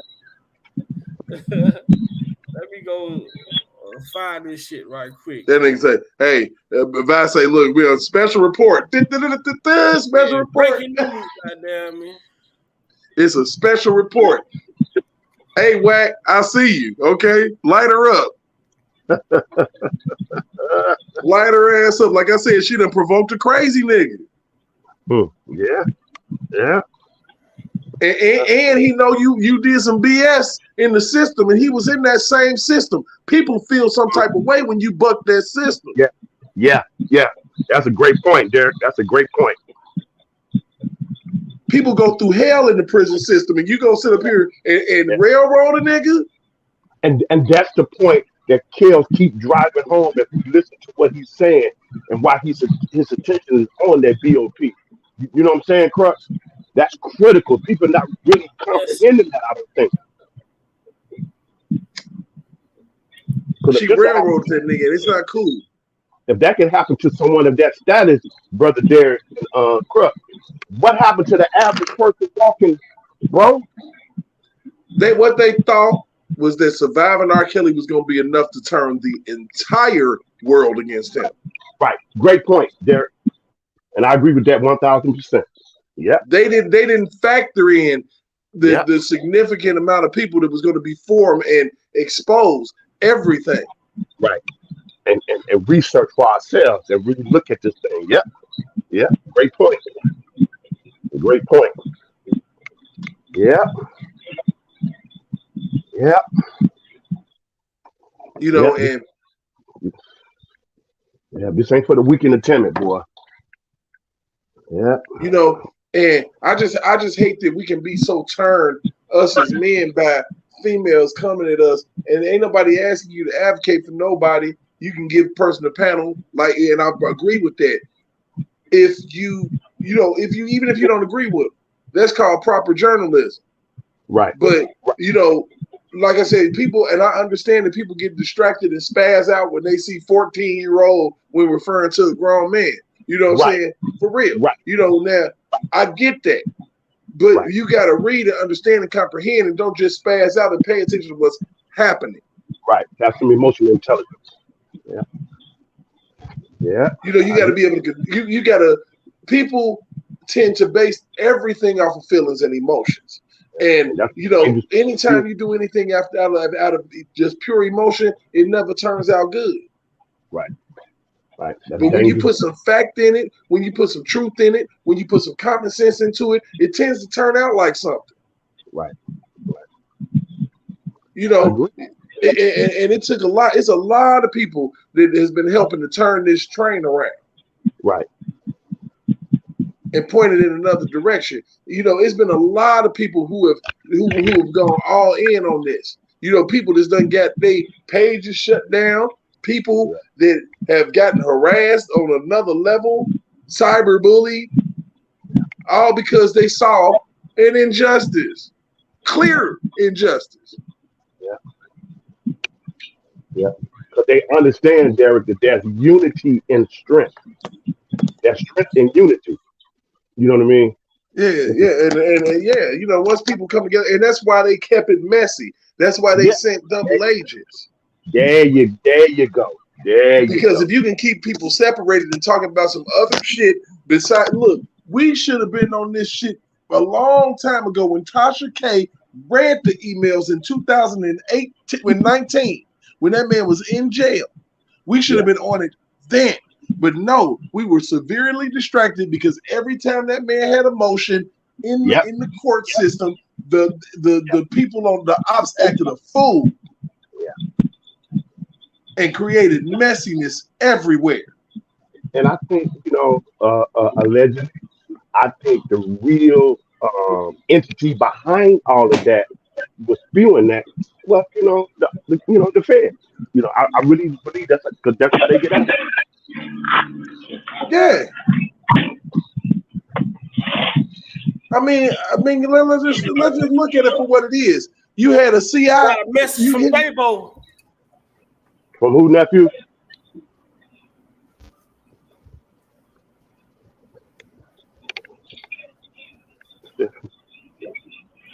Oh, okay. Oh, to file our lawsuit, huh? Oh yeah, they ain't playing with their ass. They ain't playing with their ass. So basically, what has happened, and let's just be honest.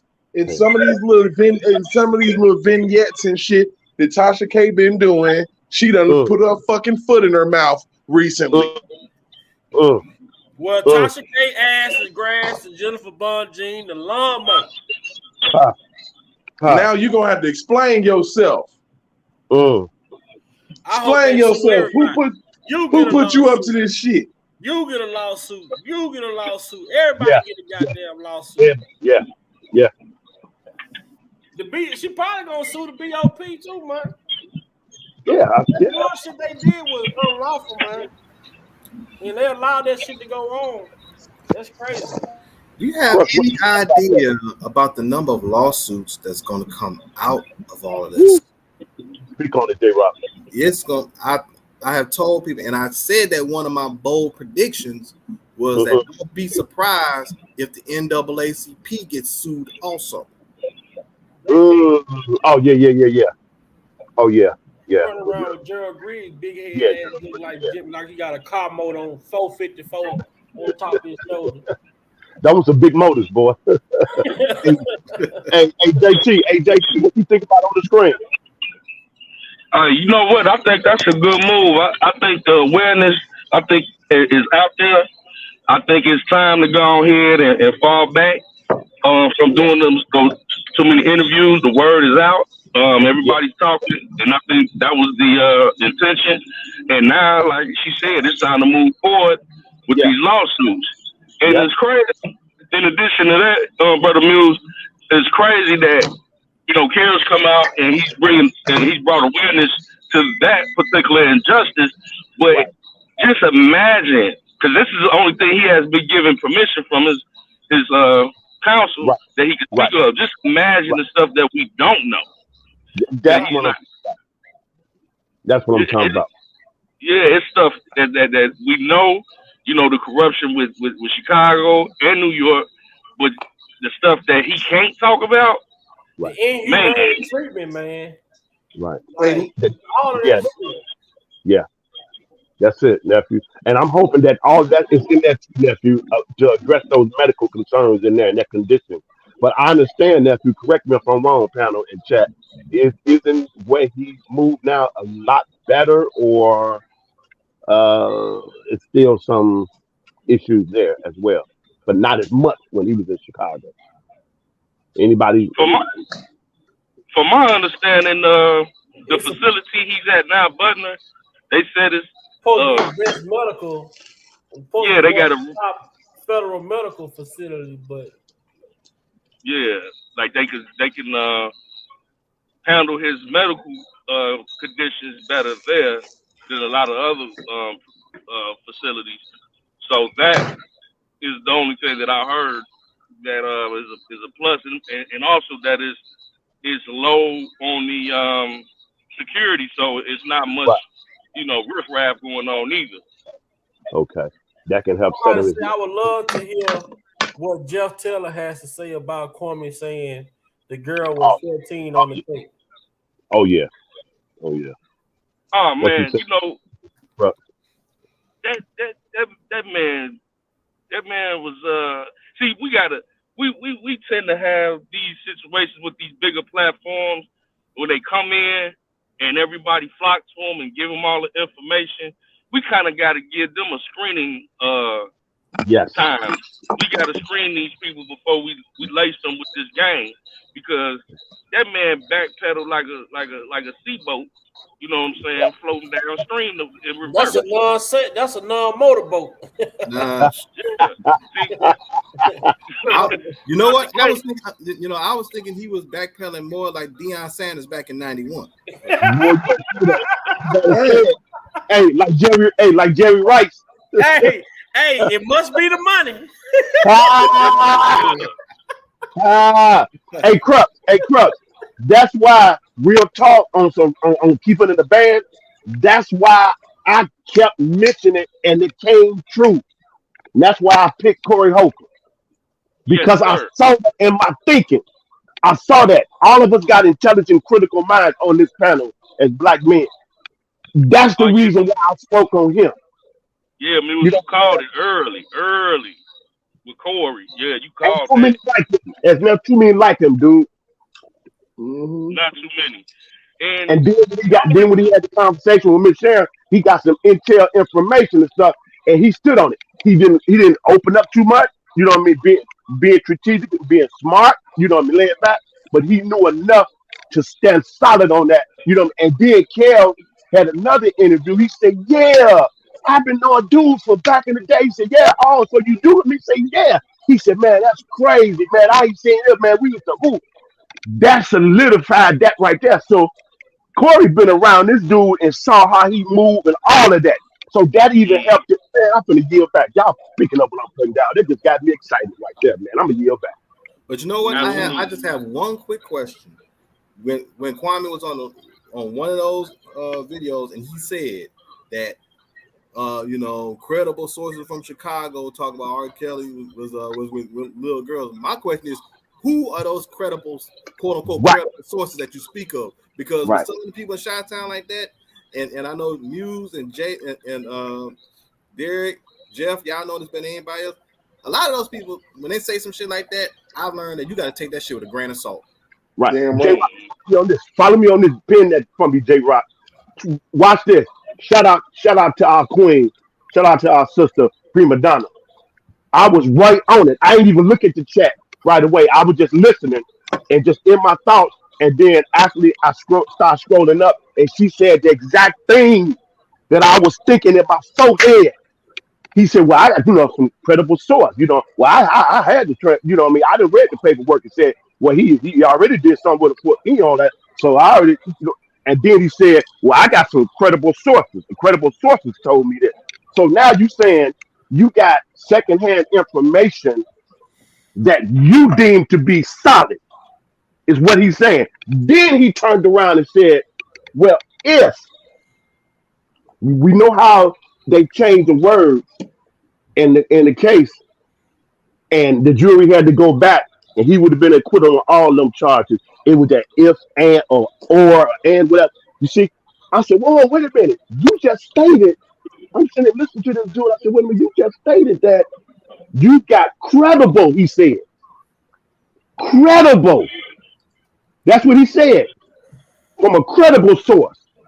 Then, before he can finish his sentence, he states, well, if that was happening, whoa. You can't have it both ways. You see what I'm at, brother JT? I yield back. Yeah, I definitely see. You gotta pay attention to what people say out their forehead, bro. Yeah, because you contradicting yourself in the same sentence. So who got in your ear? So I'm like, who got in your ear? In the words of J Rock, Jay Rizzle, our brother on the panel, who sent you? Right. Exactly. Because some things, if you felt that way like you felt when he started explaining, well, I ain't down with this. I made my stand very clear. Then you should have never touched this. Should have never touched it. That's why I always say, when I come on and I speak, I say I speak for Big Vi. I'm a co-sign shit that I agree with. But if I don't co-sign shit, don't just assume I agree with it. That's but right. I can't say, Jeff, don't say what you say because that's how you feel. It's called Big Vi opinion, where everyone's opinion matters. So whatever your opinion is, your opinion. But I'm not gonna let somebody tell me I shouldn't feel the way that I feel based on how they feel. No, fuck you. Well, I'm talking about for real. I mean, and that's where, like Ark say, you have to be intelligent enough to think for yourself. And if you can't read between the lines, you ain't got to give me no but a little bit of information. Yeah. And I'm going to observate that shit down to a T. Now, I might not be able to tell you the time of death, but I can tell you what caused that motherfucker. That's what's up. Believe me, man. And like I said, what it is, people get arrogant, man. And when it comes to Tasha K, the only reason why this is even being talked about is because your ass saw fit to put this man's business out in the streets. Yeah. And then you were bold enough to get mad at one of the parents and then do a quick one while you was on your way wherever you was going and say, look, I gave you R. Kelly jail records.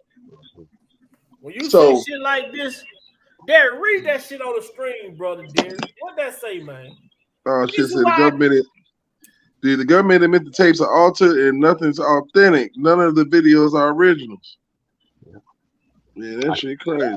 That fine print in the middle. I can't read that. I'll tell you, say it is the government's understanding that none of the videos the state's attorney's office received in the journalist from the journalist or the attorney that his video 1, 2, and 3 were originals. Wow. I don't know what else to tell them. After that, I don't know what as far as to take. Look what that say right there, Derek. What that say? Let the people know what that say right there, Derek. Talk about that small print.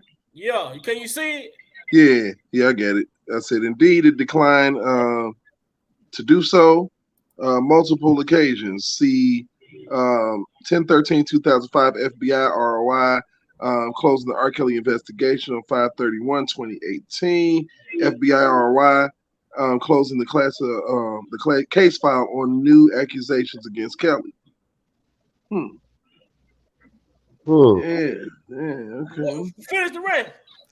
Okay, let me see. I can't see the rest. Shit. Okay, I got you. Let's get it. Let me see. It says instead, it did nothing while. Damn, Derek fall off. Damn, man.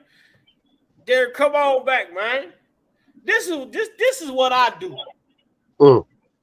That's what's up, nephew. But I'm gonna defend some shit when the government admitted that the shit was altered. That's it. I got kicked out. I'm sorry. Start it back over, Derek. Start it back from the top, man. And I just go from the top of this thing and let them have it that way. Let's see. So So despite possessing the tapes and having known about the allegations for decades, the government declined to bring charges. Indeed, it declined to do so on multiple occasions. See 10/3/2005 FBI ROI closing the Kelly investigation. 5/31/2018 FBI ROI closing the case file on new accusations against Kelly. Instead, it did nothing while being fully aware of allegations and possessing evidence for decades. As a result, they let substantial pieces of evidence go lost to time. So Yep. you see, they investigated this man. They closed his investigation in May of 2018. They found nothing. So how the fuck 6 months later, all of a sudden y'all got this big ass federal case against this man? They didn't have a case, man. Wow. It was the Me Too outcry, bro. You see the bullshit? Yeah, and that's surviving lies. Yeah. You see and how the hell is a man holding people hostage, but when somebody breaking his fucking house, he's willing to call the fucking police? Come on now. Come on, make it make sense. Man, these people better stop fucking playing, bro. Man, that shit's stupid as fuck. Now look, this is what the federal agent did right here. Listen, read what he did there. All right, we're gonna do that. Let me see. The feds altered and manipulated those so-called tapes. Wow. Let's say at those relevant times, ID at page 3, the government even admits that they received multiple versions of video 1, that some of them are altered and manipulated. ID, let me see. ID at 2, HSI agent made a digitized version of some of those copies, but did not explain what versions the agents chose or why those particular versions of the videos were chosen. So how the fuck can a Homeland Security agent take bits and pieces from 3-4 different tapes and make one tape? Ain't that manipulating evidence? Yes, sir. Yes, sir. Yes, sir. Stop fucking playing, man. Everybody ain't sleep, bro. Crux, what you think of this, man? Man, you know what? It's crazy that people don't believe that this can happen. After we see that the government has committed all of this, conspiracy towards this man with the BOP situation, why wouldn't you think that they are capable of manipulating some tapes and evidence and framing this man up like this? It's right there in everybody's face that they got the capability to do that. They play dirty all the time. You know what I'm saying? it's not so surprising that they did it. It's just surprising that the people, especially our people, can't see it. Can't see it. That's what we've been saying. That's what we've been saying from day one. Yeah. Like you can't see this. I mean, because the reason why is because they can't see past the accusation. They can't see past what he's being accused of to see what they're actually doing. That's the same way that white people back in the day couldn't see past that white woman lying on that man. He didn't rape her. Right. Exactly. Same method, Derek. Same method. How the hell can a Homeland Security agent do the remix to Ignition on these goddamn tapes and it's okay? Come on, man. Have we ever seen a federal case be super what's that? Superseded so many times? I haven't heard nothing like that. They better stop fucking playing with me, man. Shit. It's the first time I've ever seen anything like this. Yeah. And it also, I guess they thought they wanted to try to out remix R. Kelly. Is that what this is? I'm telling you, somebody need to go ahead and get these recordings and auto-tune R. Kelly talking about and put it in the song. And for what, man? J-Rock, at the end of the day, they did all of this for what? They wanted to go. One of the main reasons why they did this, I kept telling people, R. Kelly is being used as an election tool and political pawn. I told people this when the whole thing jumped off. Facts. And election time right around the corner. Yeah, exactly. The same shit I told him. I say, man, how the hell? When I went on the Trap Star Report show the other day, I say, man, did you know the statute of limitation was only lifted in California and New York for sex crimes, and the only two people were being charged during that time period was R. Kelly and Bill Cosby, no one else? Yep. I didn't. Oh yeah, I know you didn't know that. How the fuck you lift? If you gonna lift the statute of limitation on sex crime, why not make it a worldwide thing? There you go. There you go. Because people everywhere on the globe, just in California and New York. Like I said, That's why I don't waste my fucking time on YouTube, bro. Because at the end of the day, if I don't have a fucking message, I don't have shit to say. Right.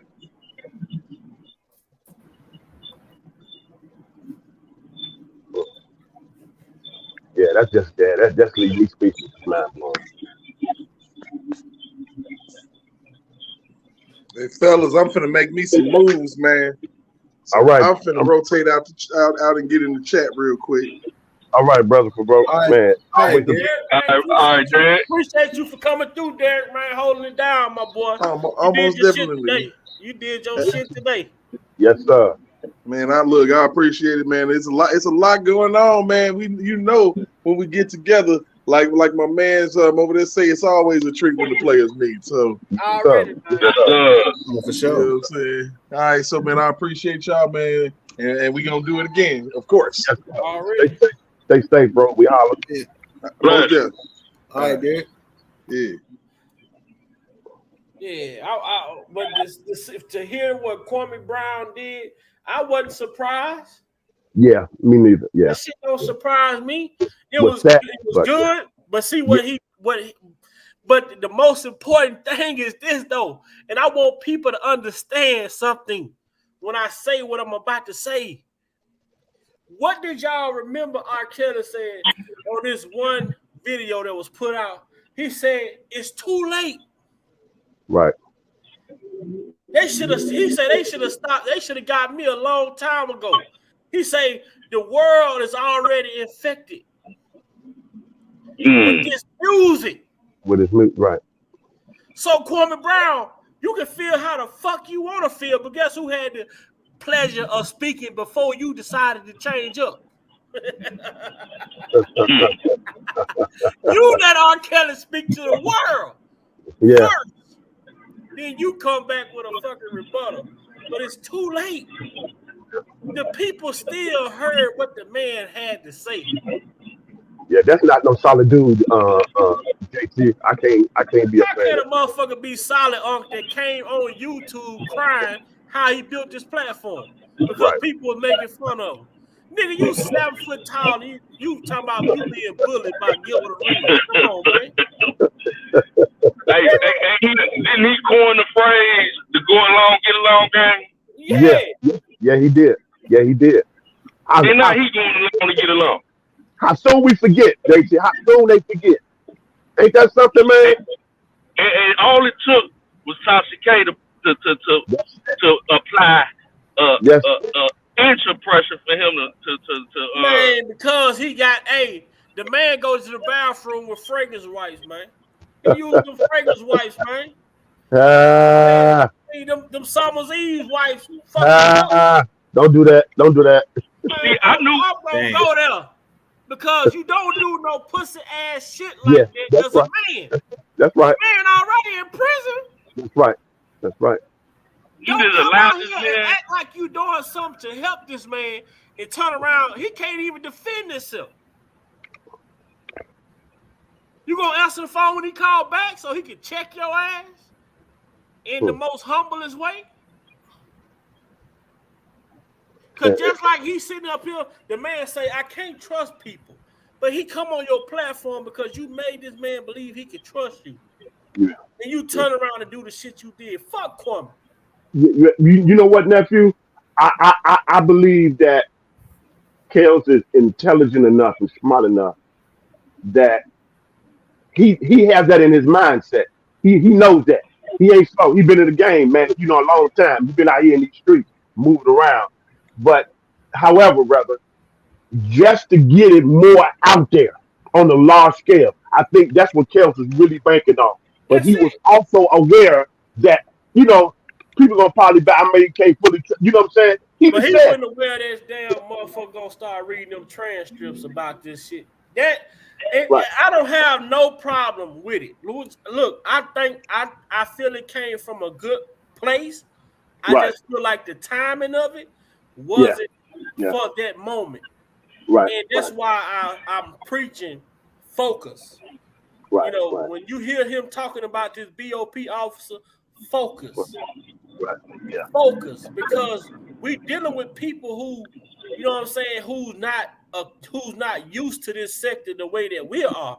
So when we hear shit, we understand where it's coming from. But when they hear it, they listening to it like the prosecutors listen to it. Right. You know what I'm saying? Oh, they are linked. They are linked. They are linked with the BOP tied to the start witness in the New York case. You know what I mean? Also the start witness and the Chicago case. You got that. So they are linked. They are linked and interwoven. However, you spot on, nephew, and what Kels is saying. But yet he's saying, I got all of that. I got all of that. But just focus here on the Pacific BOP and what was done to actually get the information to the start witness in the New York case, which got me the sentence that I did. And that was bogus what they did. You know what I mean? It's like the police pulling motherfucker over. You got 10 pounds of weed in the car. But guess what? He got stopped with 10 pounds of weed, but he can tell the police, I can take you to a motherfucker that got 100 pounds. Guess what they gonna do? Well, we gonna let you go, but we gotta get confirmation though that the 100 pounds is in the house where you say they is. Right. And once we get that, then guess what? Now we gonna let you go. Whole time, nobody know you done got caught. Nobody know you done got pulled over. None of that. You still gonna make your dropping everything because you led them to a bigger fish.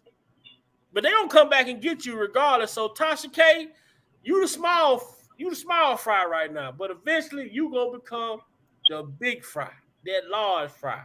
You know what I'm saying? And when you become that large fry, I can see your nappy head ass in jail right now. Doing hard time. You gotta go.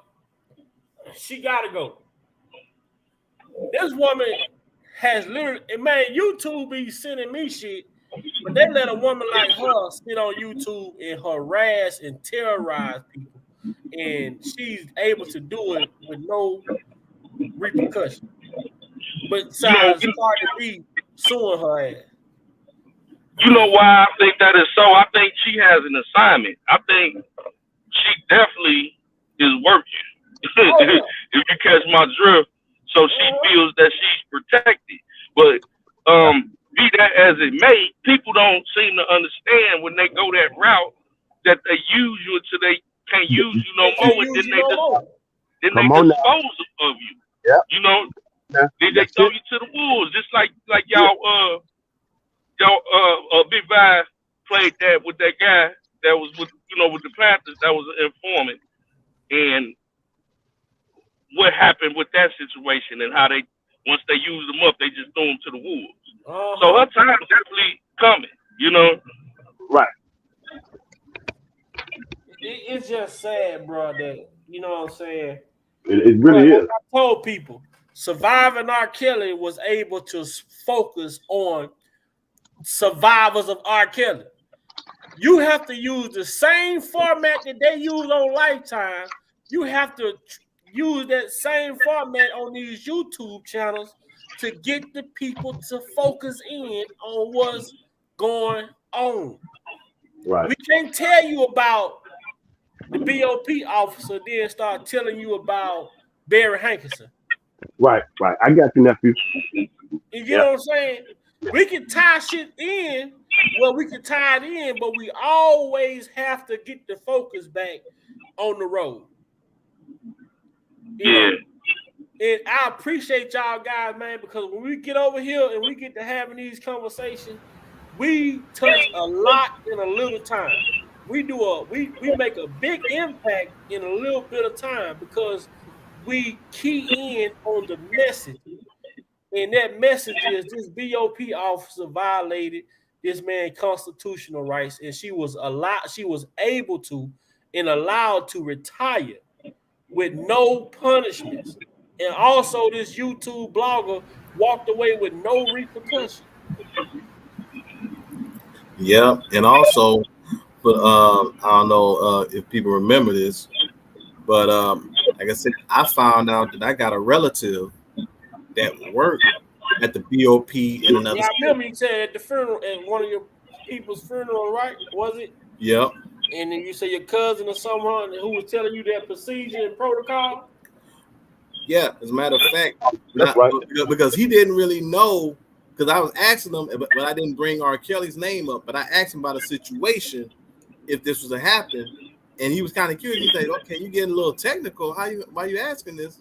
And then I told him that's what happened with R. Kelly and how the whole thing went down. And he said that BOP officer would be in so much trouble because you cannot go through that. Because number one, termination is only one part of it. The other part would be further investigation. You have to put into consideration every single time that they have access. So each time that happened, that's another charge.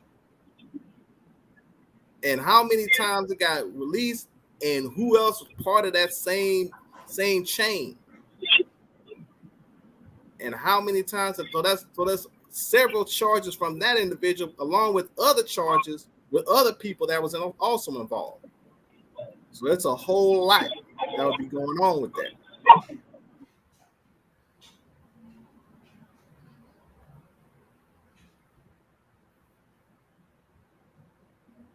And I was just shaking my head. I said, man, when this comes to a head, and see, and what really got me was it didn't even really, and I was like, well, if this happened, wouldn't it even reach out to you guys as far as further training protocols, exercise, whatever the case may be? He said, yeah, but we never heard about that. Well, she wasn't even, the thing that's so crazy, she wasn't just an officer. She was a disciplinary, like a judge inside the prison. So you carry a whole different responsibility than a regular prison guard.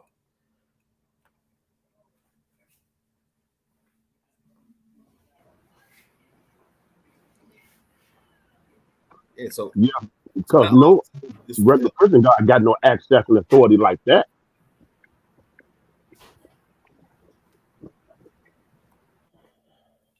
Nah, regular prison guard ain't got access to pulling up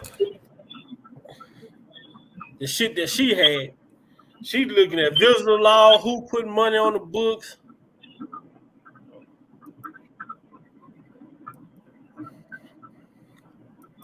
It's crazy, man. But we've been on here for 2 hours, man. I'm finna get ready to get up off of here. I hope everybody enjoyed their time here today. It was a great live. I'm trying to get adjusted to the new job, so y'all bear with me. But shout out to Jennifer. Shout out to Kels for having the courage to come out and speak against these people that he's up against, because they are some powerful people. But you got to be able to stand. When you got God on your side, you can stand up against anybody. Right. You know, Right. anybody or anything.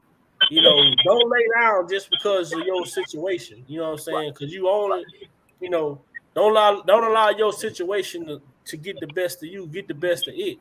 Because if you do quit, you do lay down to give in, that's when it's all over. Yeah. You know, so to see them still having hope, to see them still fighting, that's a good sign. You know what I'm saying? And that's all we can do, man. Is just continue to do what we do as far as put it, bring some good information out, educational information. Make sure we can vet it with the receipts, and a lot of people to look and listen and go and do the work from there.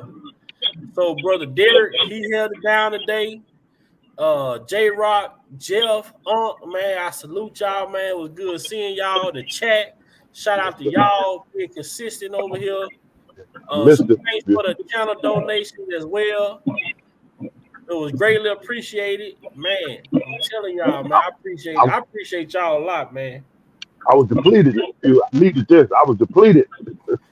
Man, I'm telling you, Miles Study said, man, I can't wait to get to the house. I can't wait to get to the house, man. I need to go live. Looking on your community chats, and man, okay, you ain't going live today. Okay. You must be really putting them hours, you really grinding, I'm like, man. And some of my spirits say, man, Saturday, he might do something today. And I look up, you would laugh, say, oh yes. Let me take a couple of these herbs and I'll be right in. And I'll tell you something else right quick. If you guys get a chance, go back and watch some of Senator Sane's old videos. Because now it is his videos are not even more poignant now. Yeah. And then I say than they were when he actually first put them out. I wonder what happened to him. Why you don't put no more stuff out? I went back because they kept bringing up the tape. I saw the tape when he said about the tape about it not being R. Kelly. He had proof, and that video was about 19 minutes. Wow. And he had. Yeah, I'm gonna take J Rock advice on that. I'm gonna go back and revisit that. That's still in his archive. Oh yeah, it's still on it. Matter of fact, give me a minute because I found it, and let me do this because I'm about to go in. I'm about to put it. If I can find the link, I just saw it, and I can put it in the private chat. I mean, I just saw it. Hey, Crux, y'all doing y'all show tonight? Oh yes, sir. Yeah. I'll be tuning in. I'll be in the chat. Okay, look, yeah, we got basically just a mid-year recap of what we've done so far, and then we got a new co-host, and we'll be this is our second show with us, so we're gonna interview her, so people can get in tune with what she got with her background and radio and things of that nature. So it's gonna be pretty lit. It's gonna be nice. That's what's up. Okay, I'll be chilling out in the chat. Okay, love, bro.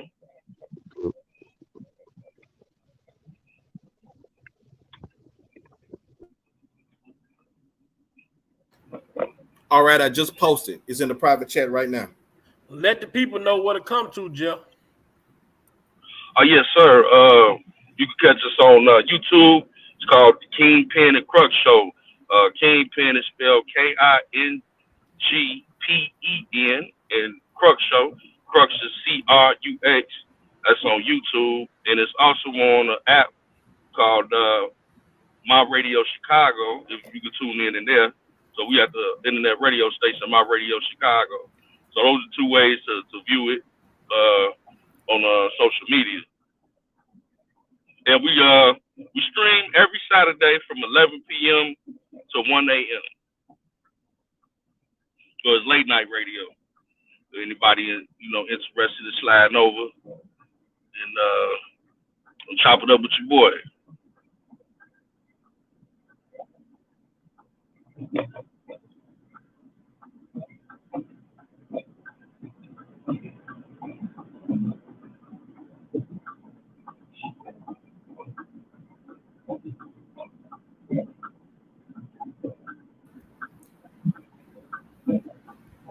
Jeff, I'm gonna definitely try to jump on, and if I find out any other information to all the shit later on tonight, I'll try to dip on in. If y'all drop the link or whatnot, I would love to share it with y'all if I find out anything else. That's the link right there to the to what J Rock. Oh, okay, for sure. Yeah, I got it right here. I'm gonna watch it right now.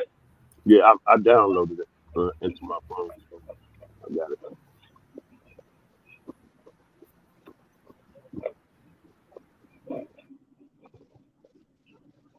All right, fellas, everybody in the chat.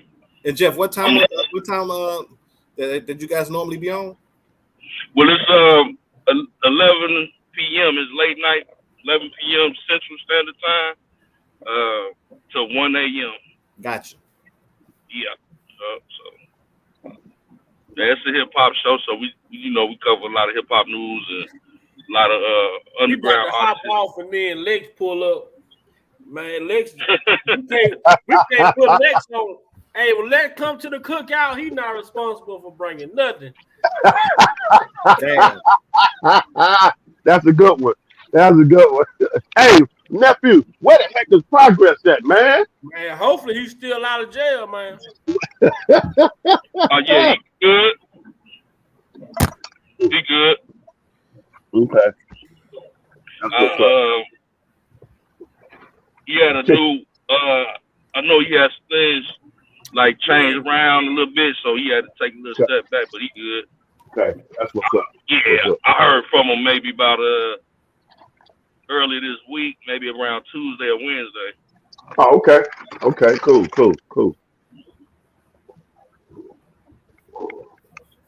Yeah. But all right, everybody in the chat, panel, all the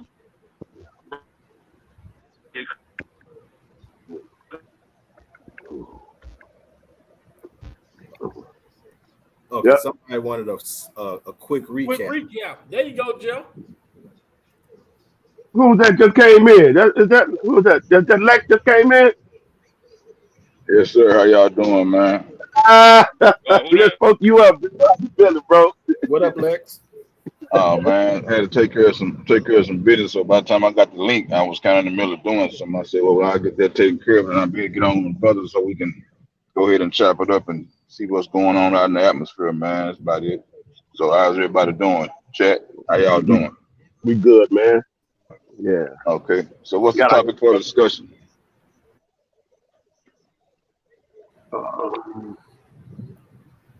Basically, just been trying to stop the distractions and really focus on the BOP. Miss Jennifer put out a tweet that Mr. Kelly would not be doing no more interview as of now. They want to focus in on some lawsuits and some other strategies. So that could be done with that. Kwame Brown, and we also trying to reduce the number of people that continues to try to get back and to try to be in the back of the short bus. That alone. I agree. That alone is proven to be a really big challenge. I agree wholeheartedly about what she said about the interviews and everything. I mean, even though he's getting his word out, I feel like that you still got people who want to ride the rumors of the 14-year-old girl and the tape, which we've already shown evidence that all that there is just a lot of hearsay. And Now They don't want to go. Now Lex, What was that? Now Lex, here's a question. Now they keep saying like, well, R. Kelly was supposed to be laying with a 14-year-old girl. He did X, Y, and Z. So here's my question: if that's the case, why is it that the doctors and the doctor/psychologists from the prosecution said that R. Kelly is not a pedophile, nor does he have tendencies of being one? Well, like I've always said that everybody's mind has been embedded with media, the media output. They can't think for themselves. So I mean, when you try to break that cycle by trying to give them the truth, it seems like that media manipulation is just embedded in them. They can't think.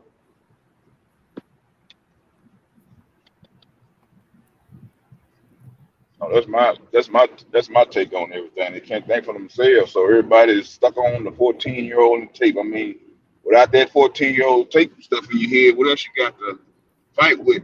If you want to say he did all these things, what's your other go-to move? I mean, between all the platforms that's been out there who's preaching and putting out the truth, what do the liars and the naysayers have to combat what we put out, other than 14-year-old in the tape? That's all they got, and they got Aaliyah. I mean, they've been broken down so many times in so many ways. So my thing is, what's your go-to move after that? You got now. So you know what, Lex? I got a question. I got one question that addresses both issues that you can ask to anybody, and that question is: everybody talk about, well, when that sex, why is it that when that sex tape came out, that tape was released 6 months after Aaliyah died? Right. Because see, Aaliyah died August 2001. That tape was released February of 2002. Right. So wouldn't it make more sense to have Aaliyah and the so-called minor both come forward against R. Kelly? Because the tape itself was timestamped May of 1999. Newsflash, Aaliyah was still alive. Right. So why would you wait 6 months after she died to put that tape out? Well, to add to that, with the Sparkle situation, now I'm just speaking on hypotheticals because I know you have more concrete evidence per se that you do the research on. So I'm just going to interject what I think about the whole situation. Sparkle was upset around that time, so her and Mr. Hankerson concocted, or he had already concocted about what he was going to do.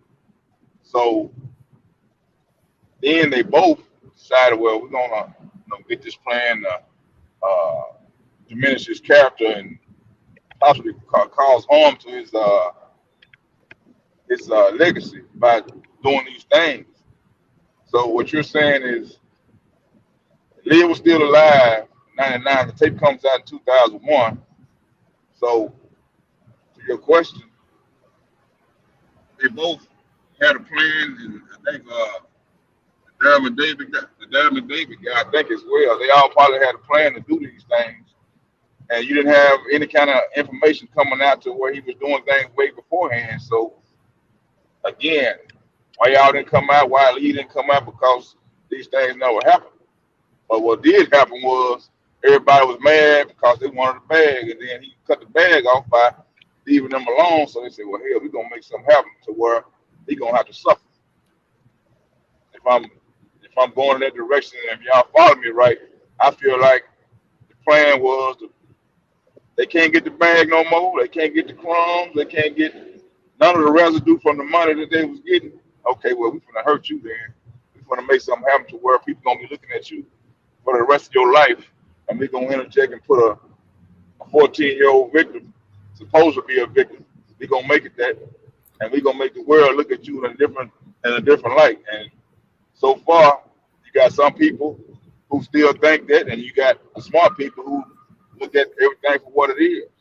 You hurt, you're mad, Yeah, you mad about not getting the money anymore, and go get a job, do your own thing. So Yeah, that's how that goes. yeah. Perception, Lex, is everything, and I think the spearheaded was well. Let me backpedal. Once he came across chapter 7, and then that link from chapter 7, Mr. Chapter 7, Right. to BH, Mr. BH, by him studying psychology. Then, thirdly, you get a lady who left her husband and tried to use your to get with somebody else, didn't vet the situation. You found some other things out, but y'all had y'all little swing ding was going on. You know what I mean? And was trying to use that to maneuver a position with your career. You know what I'm saying? And I can see you being real bitter to the point of you just black out and just won't for this person. You know what I mean? That's why the part of the person's career hasn't done nothing now. Then you turn around and you get someone like, Derek Greasy, you know what I mean, who had a weird fixation. I'm gonna let that breathe. And then you get somebody, Mr. Mac, Mrs. Mac, you know what I mean? I got his life in my hand. You know what I mean? You get that, that's the Rico right there. That's the enterprise right there. You know what I mean? Then you get someone on the inside of the system. You've been studying this and you've been following this. So you've been strategically as the government maneuvering these, getting all these chess pieces in place. So you plant somebody inside the inner system to access this person's information and get all this privy information with lawyer and client privilege.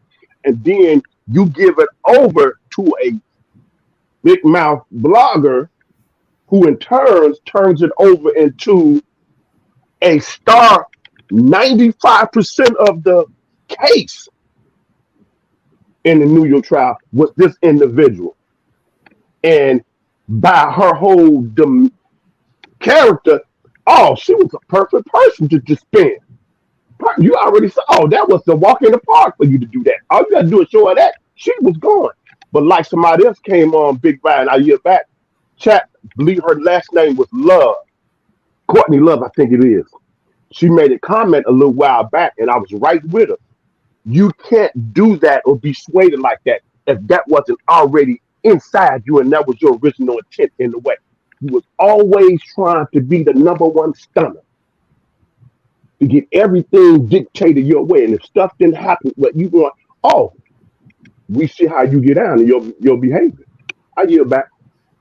Check this out. This question here, I was gonna ask on previous lives, but I didn't get a chance to do it. So I'm gonna ask the question now. This for anybody in the chat, if y'all been thinking this, what would you guys think would have happened? Just say Miss Ash would have said, okay, I'm getting all this information. But guess what? I'm gonna still ride with my man. So what the government would have done then if she didn't flip, even after seeing all the evidence? Or she'd have been like a ride or die, like this other girl. What they would have had done then. But her heart was never right in the first place. Yeah. I know. I'm just speaking hypothetically. If she would have just stuck to the script and not even worried about it. I don't see it happening. You got to understand. She wanted to be the number one stunner by any means necessary. Go along, get along, do whatever, advocate whatever. But my ultimate goal is to get everybody out the way. So much she even tried to convince the man to change the visit. That might seem something small and trivial. That goes into the psyche of this individual. You follow what I'm saying? That's already in you. So if someone bring you some information of some stuff that you should have never been seen or privy to, and you got that kind of on the inside of you, oh man, please. And then look at the other star witness in Chicago. You know what I mean? Yeah. You lied all on the state, cost you all in your life. but you had already put some money together to get your own doggone restitution package. But you the psyche, bro, man, Right. and they to the point that y'all on a first name basis. Right. You first name basis with the Fed. You is first name basis with Homeland Security. I mean the crew. I mean, it's like y'all just a big happy family. Like whoa, and they use you, they finesse you, and you walked away with what? Man, this is a sick joke, man. I don't wish Yeah, this I on. got. I don't wish this on nobody, man. Yeah, I get your point, and Yeah, I agree with what you're saying wholeheartedly. My thing is this is for the government side of it. If the yeah. government didn't have these scorn women, uh, these money hungry women, what would be their next move? Because without these scorn hungry, money hungry women, they didn't really have nothing else but a lot of rumors to go with the case. I mean, you had the tainted jury, and then you had the tainted biased judge. So without these women, they really didn't have nothing. They really don't have nothing now, but just to help with a swaying under the jury and the government, all that all concocted together in the plot pot. But They without have those, resources though. They have unlimited resources and the power right? of their influence from their resources and the reputation they got to be able to sway. It's all about perception. Remember what Denzel said in Training Day. Oh It's yeah, not yeah. what you I know, follow that. it's what you can prove. Yeah, yeah. I It's all follow about that. perception. It's all about perception. And them being the government, bro, you got the law at your disposal to finesse it and use it how you see fit because you are the law. So Right. you can have the public believe whatever you want them to believe. You got And politicians, you got networks, you and got the also internet, you got every. I give it to you, J. Rock. and also it's funny you should mention Training Day. When when Ethan Hawke found out how this whole thing was laid out, he said Hmm. he said, "You plan this all day?" He said, "I've been planning this all week." Hmm. Mm-hmm. Hmm. There you Yeah. go. He, There you he, go. he took from the forbidden fruit, which is that drug, and he had it in his system. So they Yep. gonna be like, well, you doing all this, you got this stuff in your system, so we can't believe you. So I get it. Yeah. I get it wholeheartedly. So we living in a system that where the government's gonna manipulate the minds of people who are weak, and That's then the people that's who it. follow, they gonna keep following, but the people who don't follow, That's it. they think you're crazy. They think we all crazy because we keep trying to put out what's what, but a lot of people ain't trying to hear it because they got corrupted minds, and hey, we just gotta keep doing it. Now, now, Lex. Now you see why I keep on preaching on this concept of thought. Well, I keep saying it's very critical for you as a human. Please get in a healthy space in your life. Please get Right, healed. Please become whole. You know what I mean? Please strive to be the best version of you. Achieve, accomplish. The sky's the limit for you. Because if you are in a unhealthy space, emotionally, mentally, psychologically, and you're broken and shattered, and you got resentment and unforgiveness and anger and pain within your very being, these people who have unlimited resources, whatever their agenda is, they are looking and prowling and in a crouch position, looking to seize individuals like that. And that's what they strategically did. They studied this like a fine tooth comb. You got to be somebody like Columbo from back in the day in the movie series to be able to catch some stuff like this, bro. I'll take it That's take it how back. that's how wicked and demonic they are, bro. I'll I, take yeah, it take it back. You can take it. You can take it back a little farther than that. You can take it back to the Ironside days. You yeah, know what? yeah. Somebody in the chat just posted. It was a R. Kelly supporter said, if Barry Hankerson went online to spread rumors about his 27-year-old girlfriend Kim Dang, saying she had AIDS. Just imagine to what he did to R. Kelly with that fake marriage. Yeah. Sociology, though. Yeah. It's wicked. It's wicked, J. Rock. Yeah. And I don't think people really get to the extreme limits of how deep and serious this is. They don't. And here's why they don't. Because all these credible sources and people in Chicago talked about that they know this X, Y, and Z. But it's funny when I bring up what happened with Red's Health Club in Lafayette, Louisiana, and R. Kelly had to fly back to Chicago. It seems like nobody in Chicago ever knew about that. And then J. Rock, no one talks about the lawsuit that Miss Aaliyah Houghton did. Yeah. You see what I'm saying? That's a critical piece. And then with J. Rock, shout out to J. Rock for bringing up Aaliyah Taylor. And who was the lawsuit that she filed it against? It was the newspaper, Sunshine. No, it was wasn't it not Jerry Green? I mean, not what's the dude name? Demetrius? Wasn't it Demetrius? Nah, she filed against David Orr, which was the clerk. The court clerk. And she filed against the public health. Smart. Okay, yeah. So she basically sued the county of Chicago. Cook County. Yes. Yeah, I got the name wrong. Where the infraction happened, where the so-called thing happened, that Demetrius got on the stand and admitted that he was totally responsible for that. But sometimes they just went over there and just forgot about that critical piece right there. Every piece is critical and important. Yeah, they don't want to seem like the people who the naysayers. They don't want to. The research has been done already. They don't want to accept it. I mean, everything that's been put out has been dug up, flipped over, cooked, refried, boiled, baked, all that stuff. So we didn't already served up a good entree for everybody to eat from and gather all kinds of knowledge from it. But people don't want to accept it. All they want to accept is the lies that's been going on. So my thing is, why you want to accept the lie? But if it's something has something to do with you, and somebody lied on you, you're gonna be mad at everybody who put the lie on you. You're gonna go try to challenge everybody. Ain't nobody trying to challenge that part of it. They want to just it ain't me, so I ain't gonna worry about it. But I guarantee you, if somebody get lied on or somebody say you stole something, you gonna jump out there in front of every lie and try to prove yourself that hey, I didn't do this.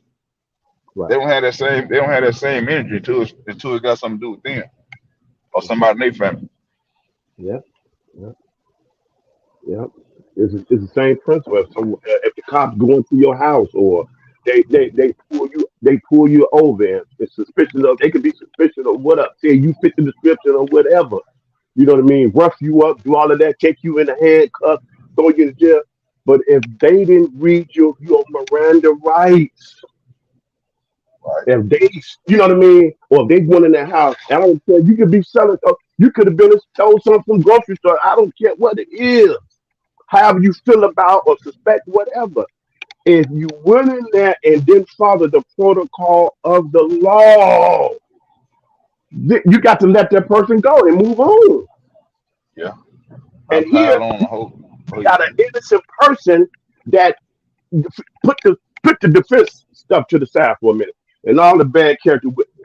If you just read and just pay attention, read between the lines, what the prosecutor presented, they helped the defense.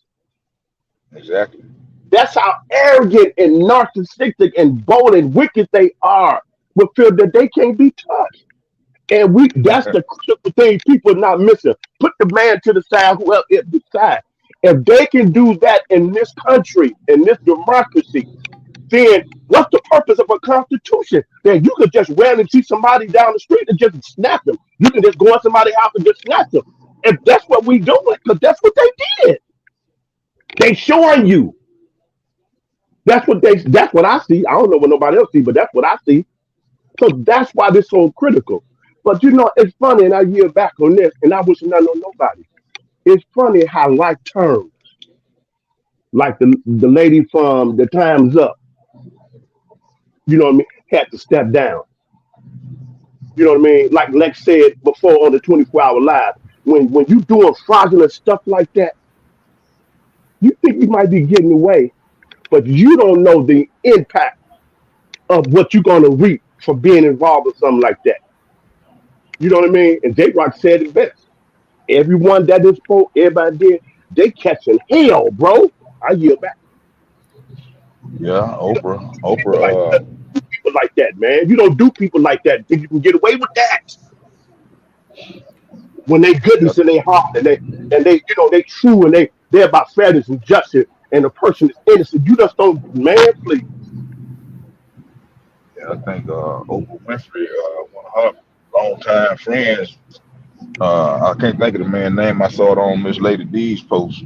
Whatever okay. that man's name is, he got indicted over something messing with kids. Mm, So, but she ain't speaking on that. She ain't said nothing. Her homegirl Gail ain't spoke on it either. So they let you see, know, y'all one sided. You doing your own brothers dirty. You burying your own brothers, but when you falling in with somebody who don't really care about you, you stand up for them, but you ain't doing that for your own brothers. And they gonna get their turn too.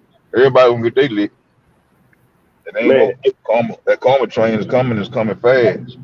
Hey, hey, J Rock. I was researching something, looking at different things, and I found something that pretty much was trying to lay out, J Rock, the connection between a well prominent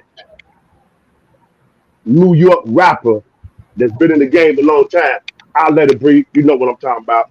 If they don't, J Rock got what I'm saying. And the link from that to politicians to the record label owners in the prison system. I heard about that. I was on another platform and somebody brought up the exact same point you just brought up. That's serious. That's very serious. That's And all together. from what I heard, they said that said rapper had certain politicians in his pocket. Yes. Mm, That's what I'm talking about, J Rock. interesting. Interesting. Yes. Now I'm trying to understand, J Rock, you more knowledgeable than me on this.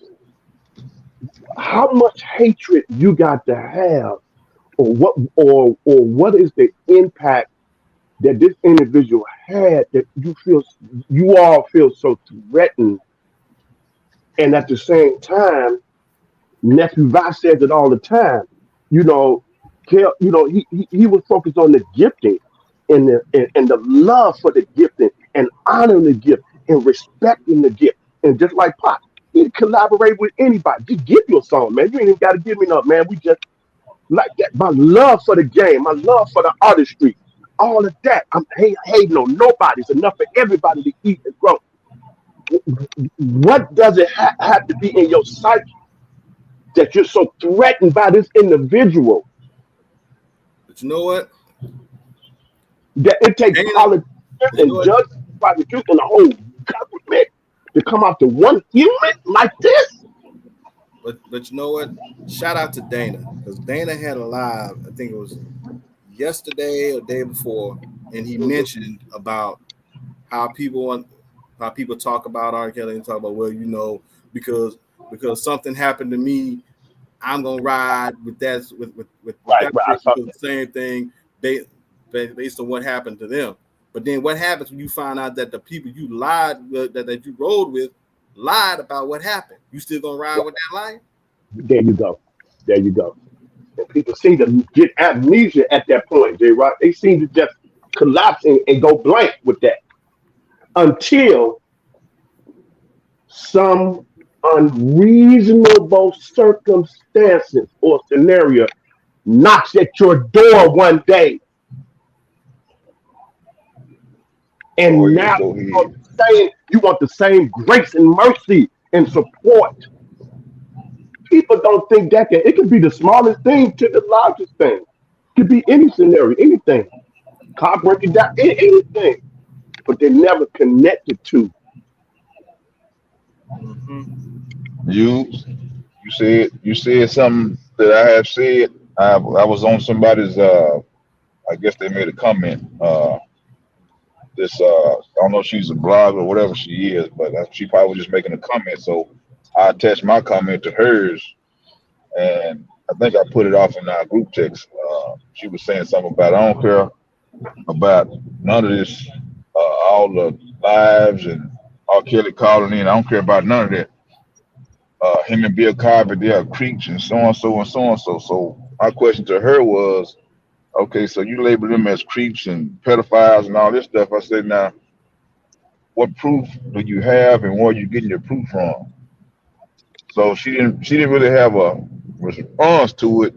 She just said, well, all I know is, I said, okay, all you know is what? All you know is what the media has told you, what the media has fed you.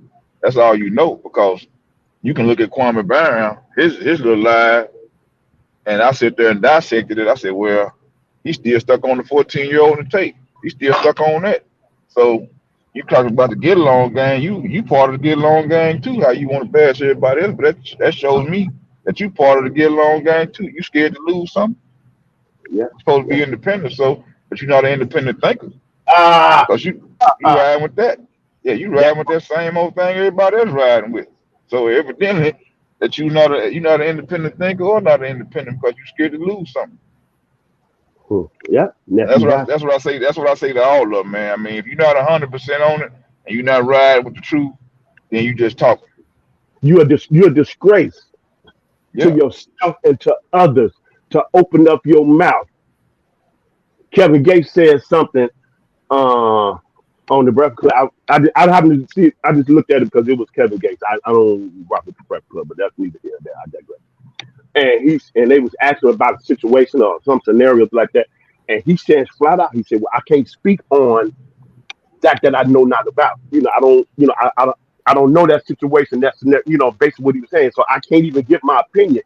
And you know how people do. They kept trying to rephrase it and drill it, and he just still silent on what he was saying.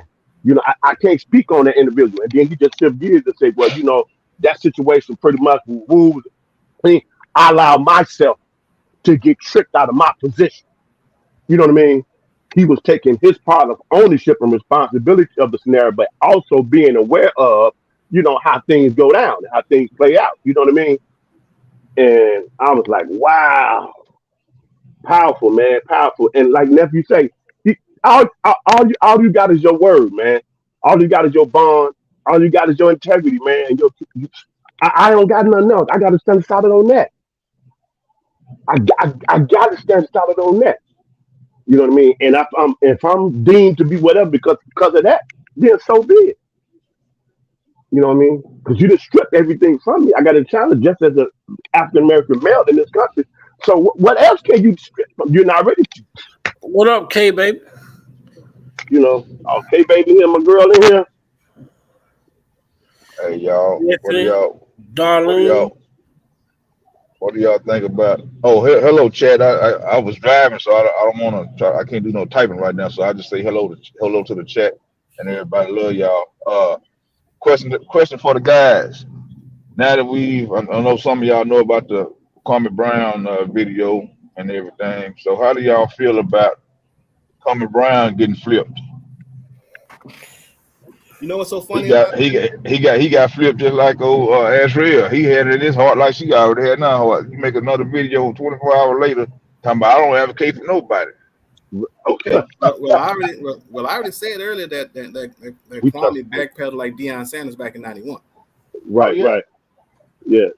This me, K baby. Hey, how you doing, baby? Stephanie, Darlene.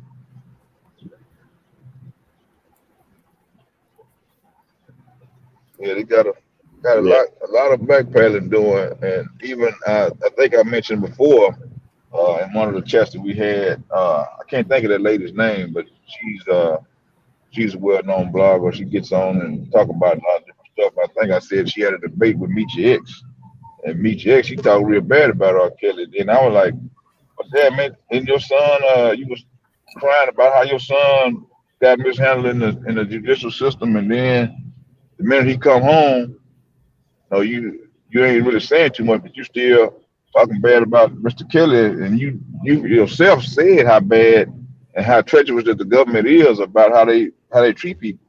So you would have some grace. Yeah, you should have some grace when you some talk of the about shit, Mr. Kelly. man, you have to let some of the shit we have to look at from the spiritual realm as well. Right. A lot of things has to happen. A lot of things has to be said, and it's gonna be the situation because hands has to be shown.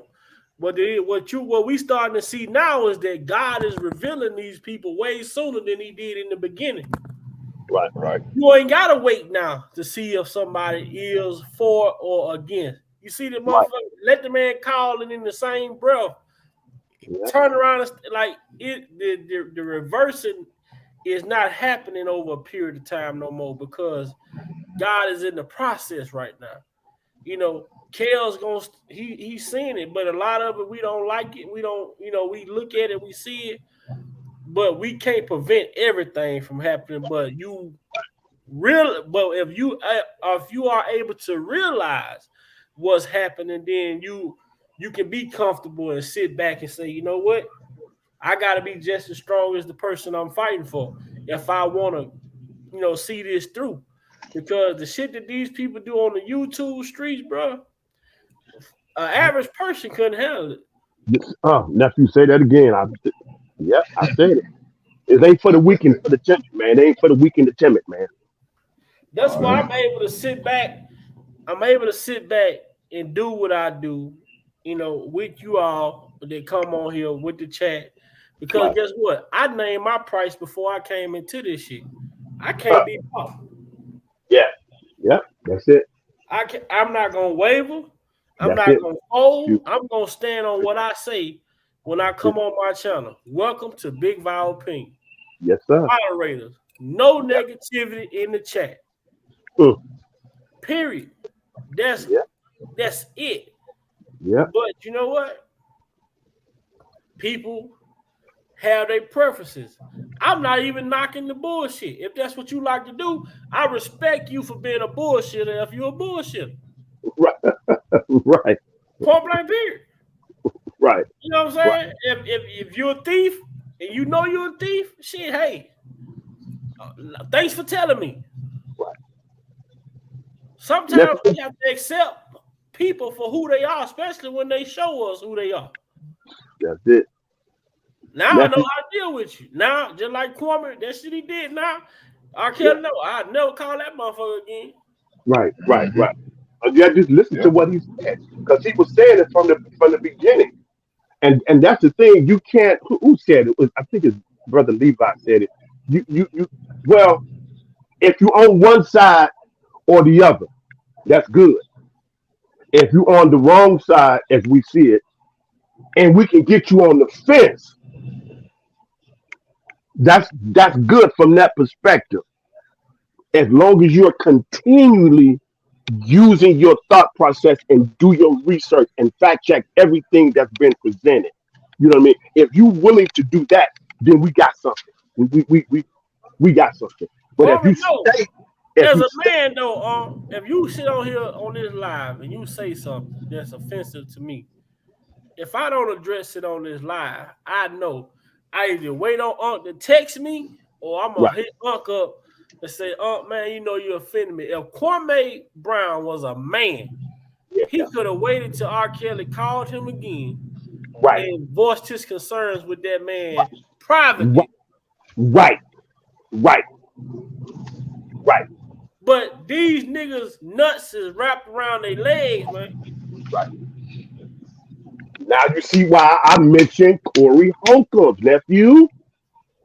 I saw that in him. Listen to the dude for a minute. Never met him. But just hearing what his head, forget about what people think about his message, his delivery, how he talked. Forget all of that, man. He a solid dude. And he's from the shop. I saw it. Here's my point. When you need, and no disrespect to these two presidents, former president for the mission, please follow my thought. Now, I'm not into the Democrat, Republican, and we're not on none of that. Here's the point that I'm making. When you want to fight, like Saddam Hussein when he was in power, Putin, whatever, whatever country over there that really about this life for real, who really can flatline your planet, really for real. You don't need someone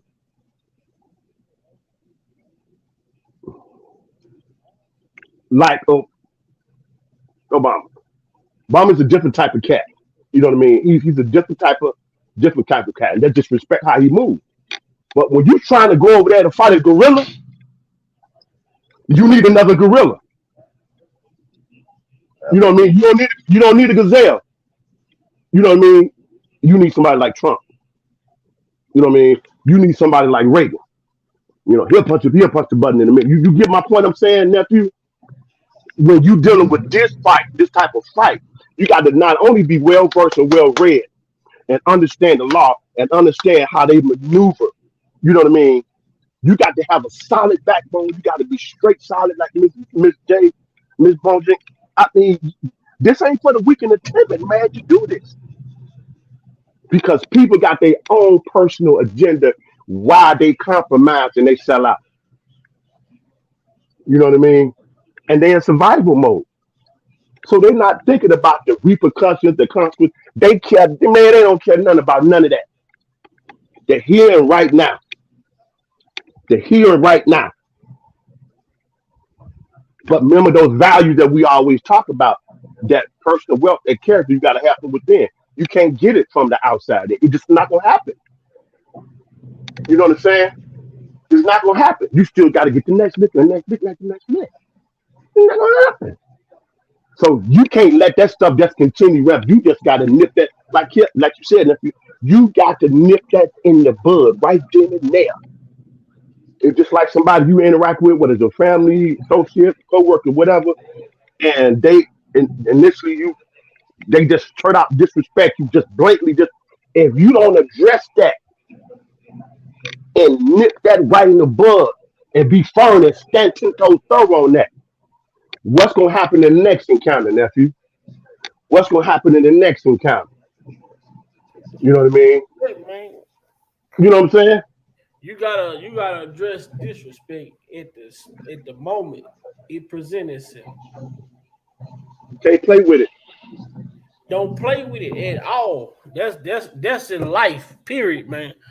You can't allow people to slide with shit, man, because you let them slide one time, trust me, trust and believe. They not gonna look at the fact that you let them slide. They gonna look at the fact that they was able to say it. Yeah. And they gonna try it again. But guess what? Shit. Hey, man, you just gotta be willing to deal with the consequences that come behind your actions. And that's what I'm accountability. We always speak about that as well. And that's why I tell people always like, oh, y'all argue. I say we never said that this man is 100% innocent, but the shit that they talking about he done, we can speak on that to say, well, it did. If something happened, it ain't happening the way the government predicted it to be. Yeah. Too many loopholes in it, man. But like I told y'all, man, I enjoyed this shit. Brother Lex, it was good to see you come hopping here, man. The chat been on fire all day. But hopefully I can get back in it tomorrow. And we try to hopefully tomorrow we can come back and try to focus on these characters, man. And I'm talking about the extra acts, man, that was around Robert during the time of these events, that was able to walk away with no charges, no nothing. And but and one thing I wanted to tell people, and this is for the people who's listening. I want y'all, when y'all on these platforms and people are having this conversation, is very indicative that we remind people that the people that want to talk about the 2008 trial, well, the government recently said in the Chicago trial that the only reason why he won his 2008 trial was because he obstructed justice. So they charged him again with the same charge just recently in Chicago. and he was found not guilty of the charge again. Right. So if he was found not guilty twice on the same charges, Mm-hmm. who is really obstructing justice? Right. The law themselves. Right. And not only That that, shit right there just doesn't. I mean, listen to it. The only way he won is because he obstructed justice. So we're gonna charge him again and get him this time. Then he gets found not guilty for the second time on the same charges. right. And see, going back to, and the whole point of that is this. You brought up this whole new trial because you said based on the fact that he actually obstructed justice. Now the whole narrative that why you brought it against him, he got found not guilty for it. So you basically shot yourself in the foot and made yourself look stupid.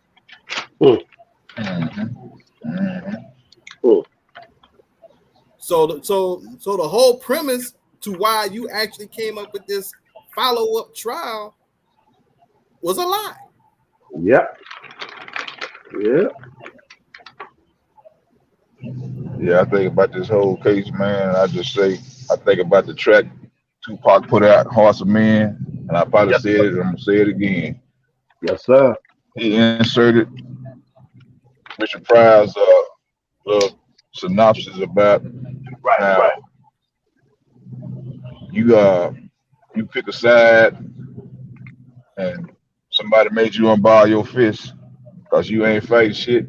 There are a lot of people who got their fists, but they unballing their fists when it's time to really get out there and do something.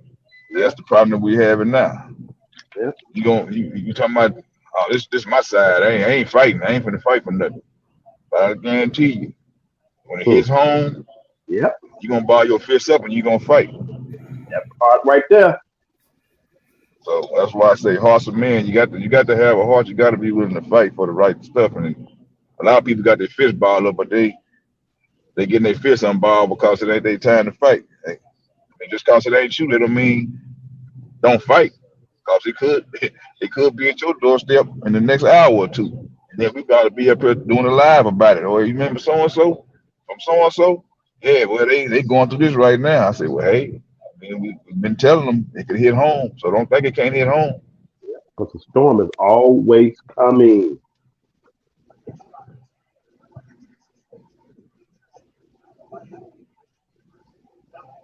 Storm is always coming. This was good, nephew. This was good, nephew. I'm pulled up now. You know what I mean? Taking all my stuff off the table, taking it to the trash can. You know what I mean? I ain't taking no to-go plates with me. I've been full. I've been fed. I'm good. Yeah, I'm about to tap back on the read. That's what it's all about. We gave Lex a little bit. He came late. You know what I'm saying? He came late, so we still let him eat though. Next time we're gonna shut the doors on his ass. McDonald's. Oh no. Can't mess with Grimace and Robert now. They play too much. Yeah. So man, thanks to everybody who donated to the channel, man. I really appreciate it. We got our I'm seeing some of the cash app, nephew. Okay. So I could just go to my because I got the cash app card, I got the cash. I could just type in there, and what do I press? I press pay or not request or press it'll be pay. If you see somebody you'll put the amount in there, then you pay or whatever.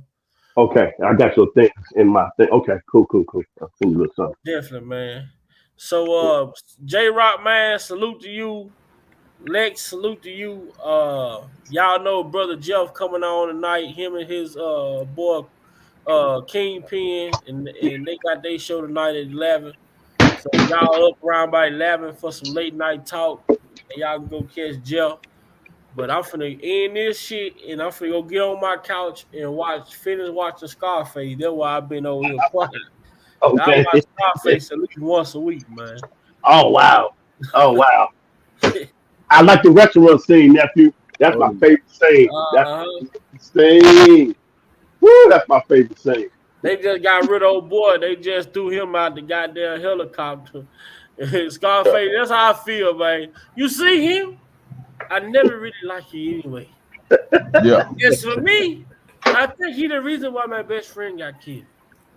Mm-hmm. Yeah, that Oh mom yeah. told him two things I never go against. It's two things. The only thing I have is my word All's in my and word. my The balls. balls. Yep, And that's it. those I go against for no one. I You tell right. people, if he would have hit that button in that car, he would have lived. Yeah, He wouldn't have got killed if he would have blew that car up. yeah, Yeah. But his Sometimes. principles and his Yeah. I'm about to morals, say that. he knew that Sosa Nil was gonna come and get him. right, But his moral integrity would Mhm. not allow him right. to kill that baby and that woman. Yeah. Yep. Sometimes you got to go against the grain to save your own pain. Uh, uh, Woo! Lex, you just dropped the gem at the end. That's Woo! hey, that's serious business for real though. You got to go against the grain to save your own pain. Save your own pain. Wow! Woo! He I'm wouldn't Yep. have finna, been able. I'm finna meditate He on wouldn't have that. been able to. Man, if he would have killed that woman and that baby, he wouldn't have been able to live with that shit, man. He was already doing more dope than the law allowed. Yep. And the biggest mistake that he did was when he killed Manny. And he knew, and his, after the But fact, Manny fucked up, man. Manny the reason why the best friend got killed too. right, He in the car talking to girls when he knew if we ain't came down in second, Right. third, and third Yeah. time, you Yeah. supposed to Yeah. be upstairs. Right. He's sitting there Right. talking to the female. right, He Yep. kept fucking up. Was when he Yep. got shot in the club that night. What was Yep. Manny? With his sister. Yeah. right. Yeah. Manny kept fucking up, but Manny did come through. You know, Yeah. when he came through, but he kept fucking up a lot. Yeah. And Right, but I at didn't like that but at part, the end of man. it, he kind of knew. He like, damn, man, why I do that? Yeah, he ain't had that backup no more. Yeah. Man, he had became way larger, man. You see that man told him, man, we cleaning $2-3 million for you a week. You can start coming this motherfucker with $10 million. How we gonna do this?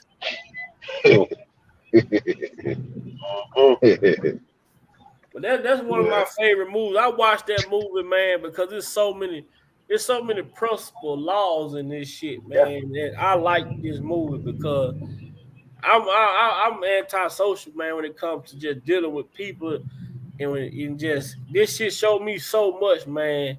But Manny could have been a better sidekick, you know, at times when he was slipping. Just he couldn't. He was addicted to. Scarface was addicted to coke. Manny was addicted to women. Right. Yeah. And they're just two things that don't go together. Yep. Yep. And you know what? I got another movie that came to mind that I really like and got some principles in it, and also is very underrated. Anybody remember a movie called Deep Cover with Lawrence Fishburne and Jeff Goldblum? I think I seen that. Yeah. Yeah.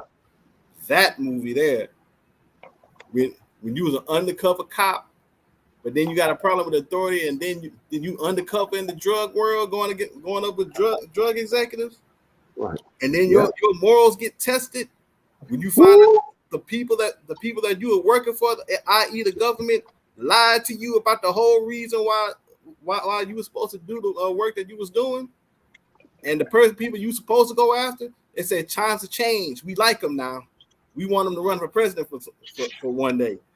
And Lawrence Fishburne said, I sold drugs, I killed people, I watched people die, and I didn't do nothing. You lied to me. Yep. I'm quite sure that chick spun from somebody's story. Well, we heard that before in this case. It had to be somebody's story that they a lot of these movies ain't nothing but shit that it actually took place in this work at some point in time. This shit don't be just created out of nowhere. They take these people's lives and make that shit into a movie. And like I said, be good, man. But you know, for the most part, man, it's always good when we able to meet up and have that conversation. I see my brother Malik came in here a little bit late, but you know, it is what's up. Malik, next time we live, my boy, I'm gonna hit you up, man. I'm gonna hit you up next time we live. I'm gonna shoot you a text or something, you know, and let you know we up on here, man. But we finna get ready to get off. We've been on here for 3 hours. So I did myself today, y'all. Yeah. They took the movie Taken and used it in the docu-live series. That's where they got all that stuff from. Yeah, I heard somebody say that, man. Yeah. It's just crazy, bro. But Yeah, like my boy Q say, Q Nudrum say, motherfuckers had to have cases on them, Yeah. for them not to be charged alongside with R. Kelly, man. But I want to see the actual, like the manuscripts, the actual charge sheets when they first start going to pick people up. I want to see transcripts from the interviews, when the grand jury interviews, that when they was asking all these questions, man. I want to see that shit. Wow. You know, Transcript on the prosecution, what they stated. yeah, but we only heard from the people that testify.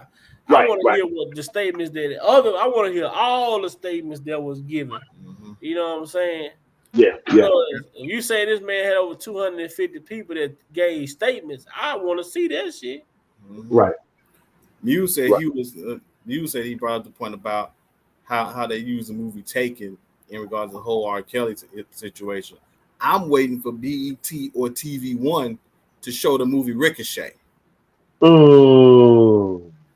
Oh yeah. All those Denzel Washington movies that they shown, they will not show Malik, that you one. know I love, man. We finna get up. We were supposed to get off about an hour ago. Then my brother pulled up with the bill finally. You know what I'm saying? We My missed brother you, nephew. We missed pulled you, up with the bill. So, we had to drink this old sick pack up right quick. And it's time to get up out of here. We missed you, nephew. Right? We I missed got a you, couple man. things I gotta do. I'm gonna dip on out, but Yeah. appreciate everybody on the panel. Salute to the chat once again. Much love to y'all. Definitely looking forward to linking up with you later on.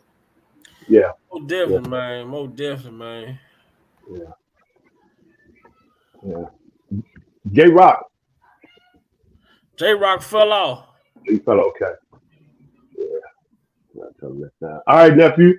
I'm gonna go on and ease on out here. Walk onto the truck. I'm gonna walk onto the car. Ease on out. I threw everything in the trash. Cleaned off my section on the table. I'm Gucci. Okay, man. That's it. That's how we ride, man. Till next time. Yes, sir. Yes, sir. Blessing to you, nephew. Stay strong and stay safe and stay focused. Holler at you. Blessing to you, chat. Stay safe, chat. We'll holler.